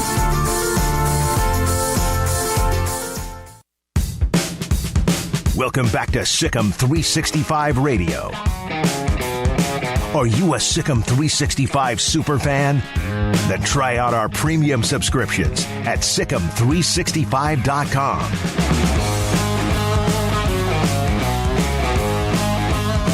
Country Music Hall of Famer, the legendary Kix Brooks, joins us here on Sikkim 365 Radio, 365 Sports, live from Radio Row at Super Bowl 56 in LA. Kix, I was so excited to have you on the show today. I know that you're a big NFL fan, and just knowing what I know about you, you grew up in Shreveport, but you live in Nashville now. So where does your NFL allegiance lie? The Shreveport's kind of disputed territory between the Saints and Cowboys. Are you a Titans fan? Where does it lie with you? You just said the three teams that I would have said, but I do live in Nashville, and I've had a suite up there forever since day one. They moved in and really love Titans football, so it would be unfair for me to say anything other than I really am a Titans fan. But of course, being from Louisiana, I've seen a lot of games at the Superdome. Still pull for the Saints, and Drew Brees' whole career is just something I'm sure you talk about a lot. But I'm being from Shreveport, we didn't have the Saints when I was a little girl, and so it was Cowboys all the time at our house, And I can still remember Meredith DeHaze was the big play when I was a kid. They seemed to always be able to find a way to pull it out. Yeah, absolutely. I also didn't know that you were a Louisiana Tech Bulldog, and the names, the famous people that have come out of that school, I think would surprise a lot of people who didn't know, but country music alone has you and Trace Adkins. I don't know if that's a better, if you want 1-2 punch from a school in country music, if you can do maybe better than you and Trace Adkins from one spot. Well, there's another guy who would have said the real singer that came out of Louisiana Tech was Terry Bradshaw. I have to tell Terry he's my favorite singer, and he just sent me a link to his HBO special that opens with him doing Boot Scootin' Boogie, and I won't comment. I'll just say it's what's the word I'm looking for? Amazing? That would be a good word. Amazing. There's a lot of different ways you can be amazed. I'm sure. Yeah. Oh, I'm telling you. And Terry knows a lot of them. I promise you. He is a dear friend of mine, and we still host a golf tournament at Tech every year to raise money for athletics out there. So if I were to tell the people in Texas, you get Brooks and Dunn on stage, but you only get them for one song, I think with almost 99% would vote Neon Moon here. It is such a huge song here. You cannot walk into a honky-tonk, any place with a jukebox, and not hear Neon Moon within an hour. That song it's wild the way it is, recreated a life of its own here in the last year. Just this whole TikTok thing, and you can imagine how much TikToking I do. It's fun to look at, but, Ronnie actually, he pinged me over right before his show last summer. He said, man, we've got 3 or 4 million views on people doing this dance. I'm like, what? And I started looking at it. I go, well, that's fun.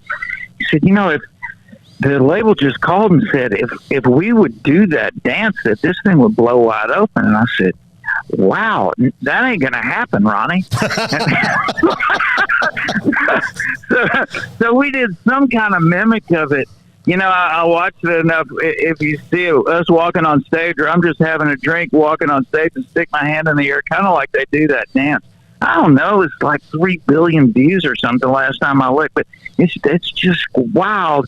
And Neon Moon is always that song that lights up the room. I tend to remind people and, you know, in the audience that all those people that are saying, you know, it's the song they fell in love to on the dance floor and it's their wedding song and everything. Yeah, I try to just remind them that is a song about a drunk in the corner of a bar. Nobody seems to care.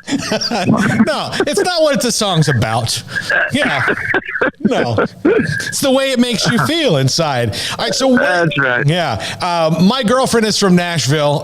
She just moved down here to Waco. She told me also that the next time we go back, we're going to visit the Vineyard. She said it's awesome. Oh, good. Yeah. No. Yeah, y'all need to come hang out. We got a fun spot out there. It's about 100-acre property, and we've got fans on two sides of the property with kind of a stand of trees between it. Got bluegrass on one side and, you know, kind of just jam bands on the other side. But we make 18 different kinds of wine and be a couple thousand people out there on Friday, Saturday, and Sunday. It's a rock and roll deal. You're doing radio now, and you're very, very good at it. You do a great job. Who are the artists now that you like when they drop a song that you are, man, that guy or that person is just undefeated?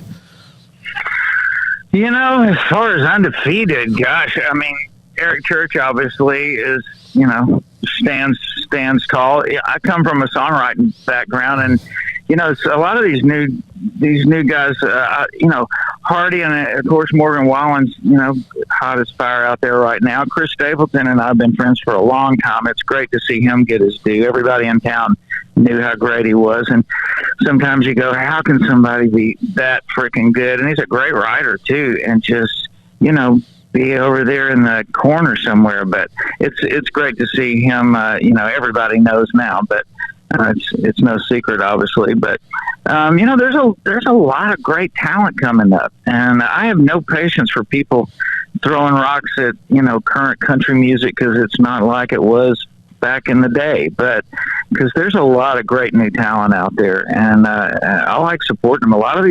There's a lot of great songs coming down the pike, you know. Some stuff has always sounded the same because that's what songwriters do. If something's a hit out there, then professional songwriters are going to try and write one of those because that's how they make their living. And so it does pile on a little bit, but there's a lot of great, unique talent out there and songs. I'm still very excited about what we do. Chris Stapleton seems to me a guy that if you just invented a time machine and sent him back to 1972 and put him anywhere in Nashville, it would have worked then. It would have worked in 1992. It works in 2022. He's that kind of guy. He is that kind of guy. You're exactly right. And he's just that good. You know, I mean, the fans, I always tell people, they're like, you know, who's calling the shots? And then how does that person? I said, you know as well as I do, the fans are really the ones who make those. They're the ones who ultimately decide.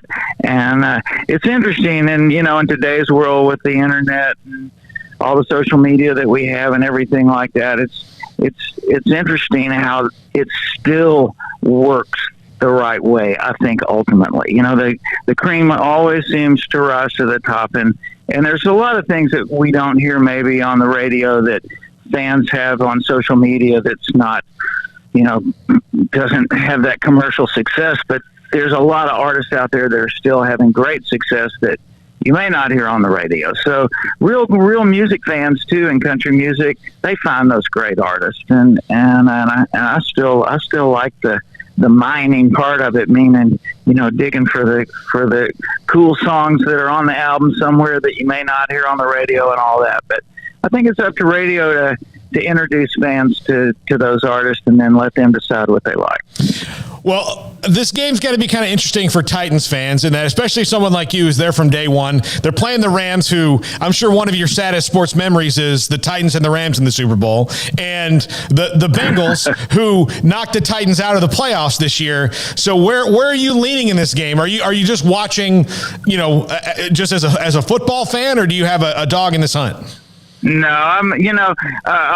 I will root for since the Bengals did beat the Titans, then you ultimately have to pull for them to go, well, yeah, they're that good. Yeah. Because, but Joe Burrow, to me, is just a phenom. He's the current Chris Stapleton on the football field. He's new to the people that didn't watch as much LSU football as I did. But man, he was such a great flash in college football, and he's really, man, for a young guy, he's 25 years old, and the way he hangs in there and gets it done under pressure when he's down and he's pulling these games out. There's a great story on the other side, because you got a Texas boy, playing for the Rams too. But I don't know. I'm still. Even though I didn't go to LSU, I went to Louisiana Tech. I'm from Louisiana, and it's hard not to pull for those kind of stories. Yeah, well, our producer Armstrong's a Highland Park guy, just like Matt Stafford. So he's rolling with Matt Stafford, I'm sure. All right, you've got a new tour coming out, which I'm sure for artists after the last couple of years has got to be really exciting. It's a lot of fun for us, and again, I wouldn't say we're shocked, but we're really excited about the fact that that people still want to come see us play. I mean, we've been doing this for several semesters now, Paul. I tell Ronnie, I said, I feel like we're kind of getting a Willie kiss. It's like we're getting our second go around here, and it's really fun, and we still liking that. Like that music we made, a while back, and it's fun playing those songs and to see a whole new audience lighten up about it. Of course, we've had some great help from some young artists, everybody from Luke Combs to Casey Musgraves and John Party and whatever. Our Reboot album did well, but a lot of young artists have really supported us, and it's cool when somebody sends you a social media post of these acts, wearing our shirts or hats. You go, well, that's cool. It makes you feel good. And so we just thought, what the heck, we'll make a run. We did last year, and lo and behold, man, it was really fun. We had a good string of big shows, so we're gonna make another round around the block and see what happens. Well, Kicks, this has been a dream come true for me, a lifelong country music fan, to get to talk to you. Enjoy your time on Radio Row. Enjoy the Super Bowl this weekend. Thanks a lot, and enjoy the tour. You guys are great now, just like you've always been, and I can't believe I got to talk to you today. So it's been a pleasure. Well, Paul, I'm glad it doesn't take much to impress some people, and I enjoyed talking to you too, man. And you're great at what you do. That's inspiring to me. I would say I'm a newcomer, but actually I've been doing the countdown 15 years now, so it's starting to be fun for me. And anyway, it's great hearing you guys that are so good at it. So keep up the good work out there in Waco, and tell everybody I said hey. Absolutely, Kicks. Thanks a lot. Appreciate it. We'll see you. All right, bye. Country Music Hall of Famer Kix Brooks with us here on Sikkim 365 Radio and 365 Sports. You know what would make this moment better? Pizza. Dough made from scratch and an Italian family sauce recipe pizza.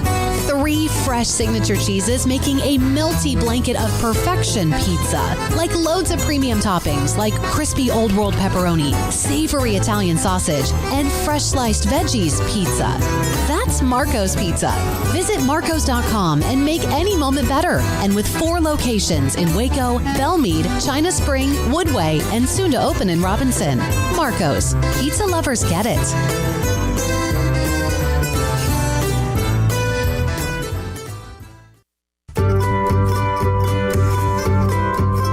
You want to know why Stonewood Dental is so successful? Listen to what happy customers have to say. Pleasant. It's different than any other dentist office. I really feel like they care. And it's not that you're here for 2 hours waiting on someone to take care of you. It's quick and easy, and I bring my kids, and my kids love being here too. They really love the treasure box. staff is really nice and accommodating, real friendly. You feel more like home. It's not sterile looking. Everybody has their own personalized rooms with decorations and decor, and they'll even have a blanket for you when it's cold. I've recommended people to actually come here, and they are patients now. I really love it here. It feels like family. Learn more, stonewood-dental.com.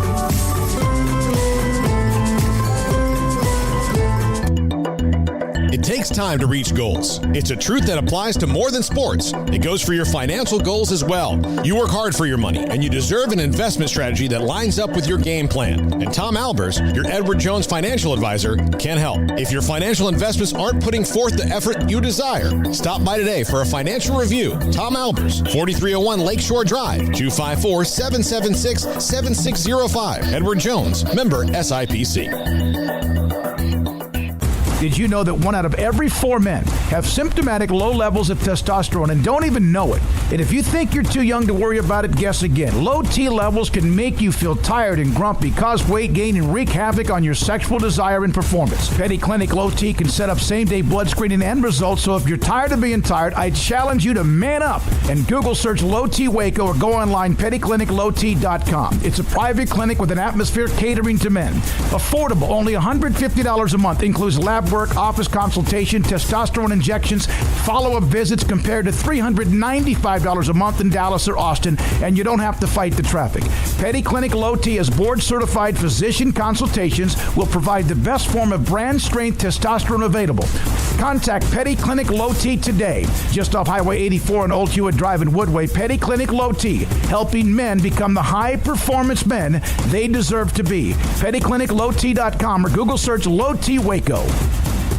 Born in Waco, Brotherwell Brewing exists to serve the Central Texas community with locally crafted beer of the highest quality. They want to bring Central Texas closer to the brewing experience so everyone can enjoy well-made beer as much as they do. For 2.5 years, they've been bringing high-quality beer to Central Texas at their location on Bridge Street in East Waco. Brotherwell Brewing believes in community and bringing people together to enjoy products made in their community. So for your game day, whether it's a tailgate or at home, stop by Brotherwell Brewing for high-quality craft beer made right here in Central Texas, 400 East Bridge Street, and check them out online at brotherwell.com.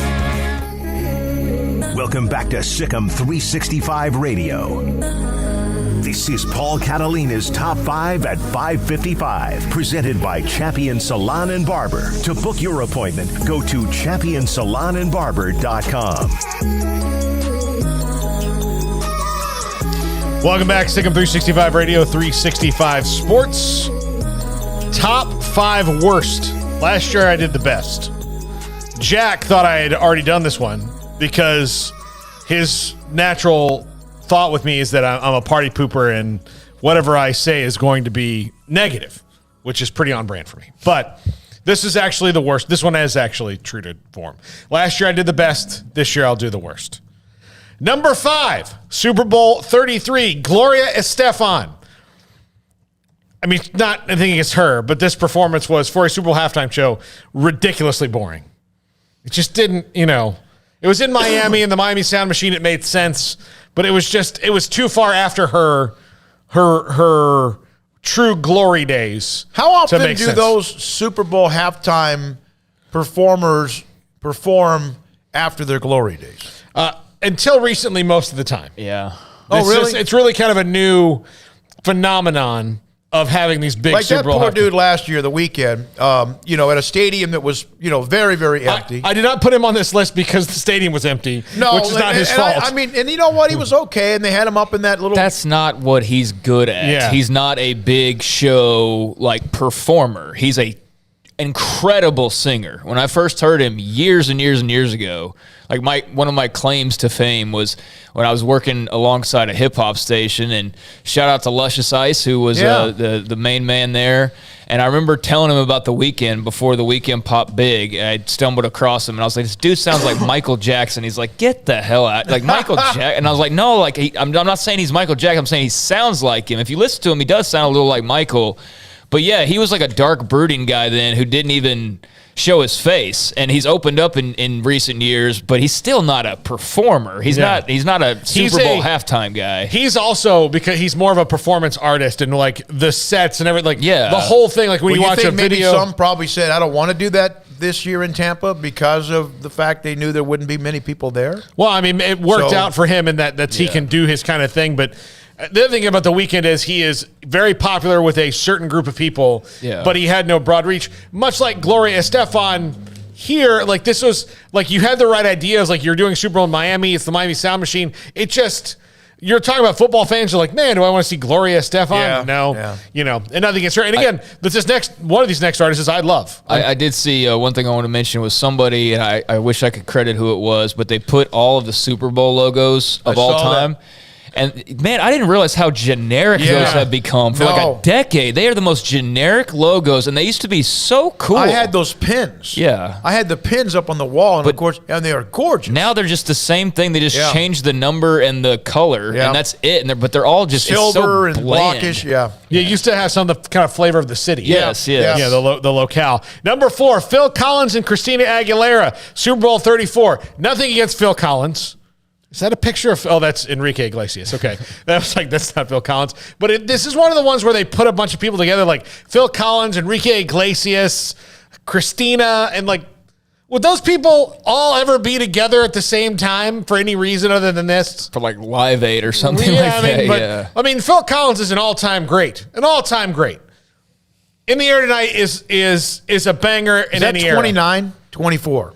34. 30. I'm sorry. I missed their next. Okay. Yeah, 34. Damn. Okay. That was the Broncos or Rams? Yeah.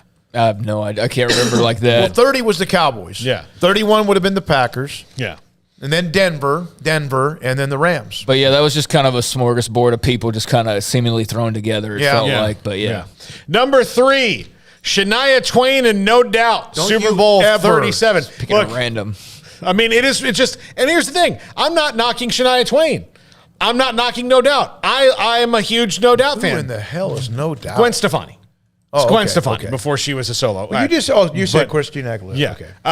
But Shania Twain and No Doubt together makes no sense at all. Yeah, they don't need to have No Doubt. Just put Shania up there. Yeah, or put No Doubt. Like, they don't need to be together. Yeah. It's not a thing. Yeah, they love the crossovers. That's become kind of like the Bland logo is sort of their thing. And I know it would be more of a streamlined cross. It's not really a crossover this year. It's more streamlined. But it's kind of a random pairing for sure. Yeah. All right. 2, Coldplay, Super Bowl 50.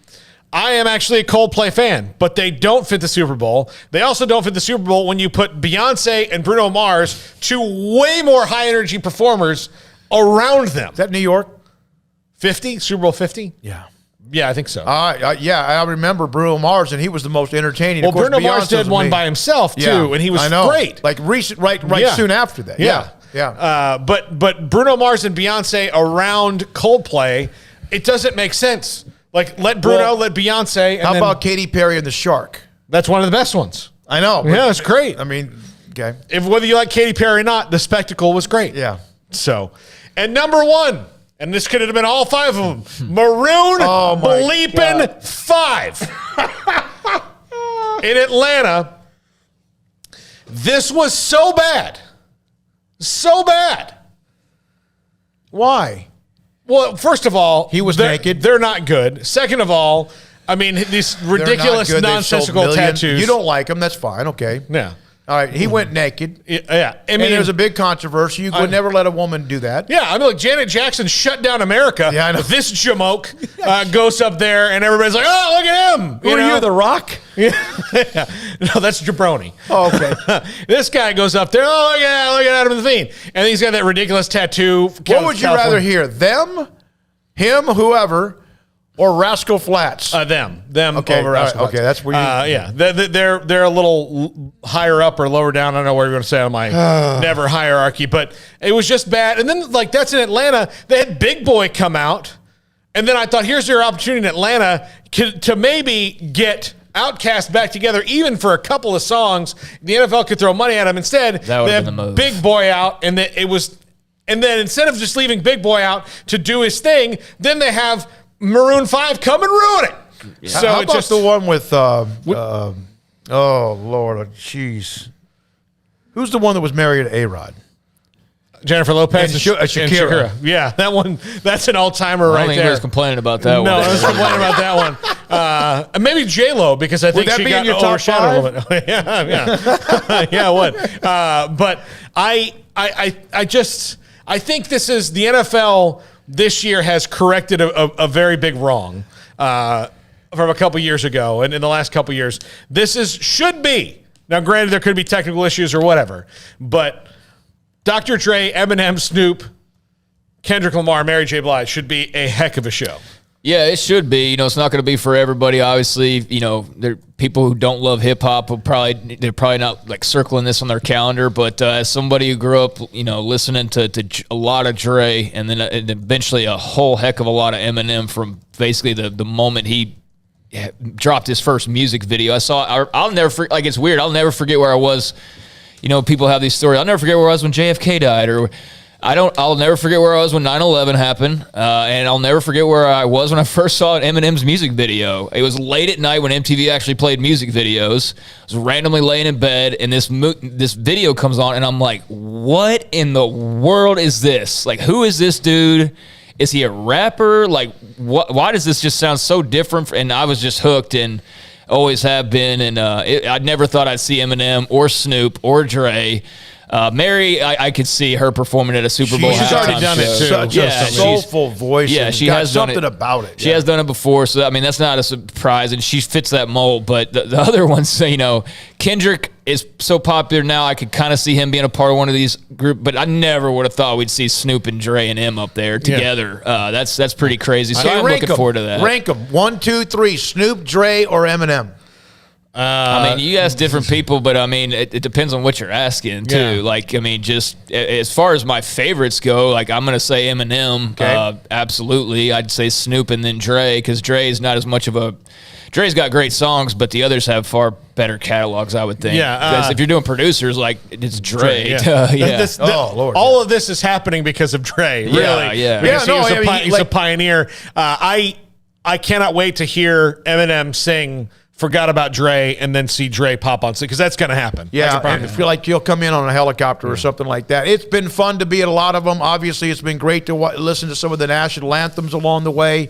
So that's coming up Sunday. We'll be able to talk about that, discuss that, look at the Big 12 weekend, because we know there'll be some sort of madness. We'll see what happens with that. Real quickly, Allen Samuels, Dodge, Chrysler, Jeep, Ram, Fiat. Remember now, great selection, bulked up selection of new and pre-owned cars on their lot at Loop 340 and Highway 84 and Loop 340. And that the Wagoneer Series 2 and 3 now 0% financing for 72 months rather than what was 2.9% financing. Any final comments? Yeah, I just glanced over at your screen. I saw somebody say they wish they'd have more like rock bands, and I guess they have gone through U2, they've gone through Rolling the Stones, they've gone through Aerosmith, and so I don't even know. I almost think they're kind of having to pivot because there's not so many directions they can take at this point. They have not done my favorite band. Yeah, she was great. She's Foo Fighters would be awesome. Foo Fighters would be cool. That's probably one of the top bands that have not done something. Yeah, I would have to think they're right there near the top. How about Chicago and Bread? Bread's still together. You know about falling them asleep, How about Rascal Flats? No. I'd love to see that. Paul would. But before we go, who are y'all taking? I'm going to take the Rams. I just think they have too much firepower. I don't care. It's been fun to watch games where I don't care who won, whether it was the Chiefs and the Bills or whoever. I'm going to take the Rams, but I don't care who wins the game on Sunday, and I kind of like it that way. I'll take the Rams. I think the matchups are just too much in their favor, especially when it comes to the defensive line, wide receivers versus the defensive backs. I like the Rams in this one. I think Joe Burrow will make it super exciting, but I think the Rams have just a little bit too much and too many more veterans on that team compared to the Bengals. That's the difference to me. Yeah, I love that this is Tom Brady free because it does allow, I think, most people to just watch and not have like a rooting favorite like we probably have been accustomed to for so long now. I think Cincy would be such a cool cool story if they won it, but I am going to pick the Rams to win as well. I just think they got a little bit too much, but I really hope we just get a game that's anywhere close to what we've seen the last 2-3 weeks in the playoffs. Lord. That would be amazing, and I hope that's how it finishes. Ben Herndon, one quick note of the chat room, and I got to go. Old Dominion, Marshall, Southern Miss officially leaving Conference USA this year. Are heading to the Sun Belt for next season. Yeah, and there's a little bit of back and forth on that and exit and, all of that. Conference tournament, can they play, compete? I'm going to look into that more this weekend and definitely talk. I had that as a note, but we'll talk about it on Monday. Thank you, Armstrong Sims, for working overtime for us. And Emory, man, you fit right in and doing an incredible job. Jack McKenzie as well. Thank you to our amazing sponsors every day since the first day, April the 6th. We got to figure out what number show we're on. We're getting yet another month into the early part of the year. Paul Catalina. I can tell you. Craig Smoak. I can tell you what the number is. Today was number 473. 473 shows. We're closing in on 500. David Smoak, have a great weekend. Enjoy the weekend. Enjoy the Super Bowl. And good evening, good weekend. Sikkim 365 Radio.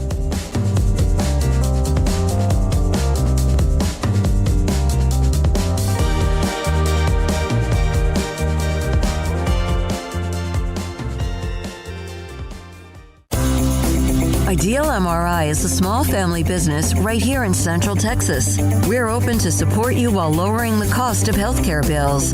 When you need an MRI, ask your doctor for an Ideal MRI. Visit us at idealmri.com or call us at 833-IDEAL-MRI. Stepping into the boots of a U.S. Army officer can add confidence and leadership skills to your son or daughter's career path. See all the things they can achieve in our boots at GoArmy.com. U.S. Army Waco Recruiting Company, 254-598-8131 or 254-776-1543. After my first car accident, I feared the biggest damage would be to my wallet. I expected a mountain of bills and a long, drawn-out process. But my Texas Farm Bureau insurance agent was there when I needed her and helped me get back on my feet and in my car in no time. Instead of a hassle, I got reassurance and a quick recovery. Stop by and see our agents at one of our 3 McLennan County locations. Coverage and discounts are subject to qualifications and policy terms and may vary by situation.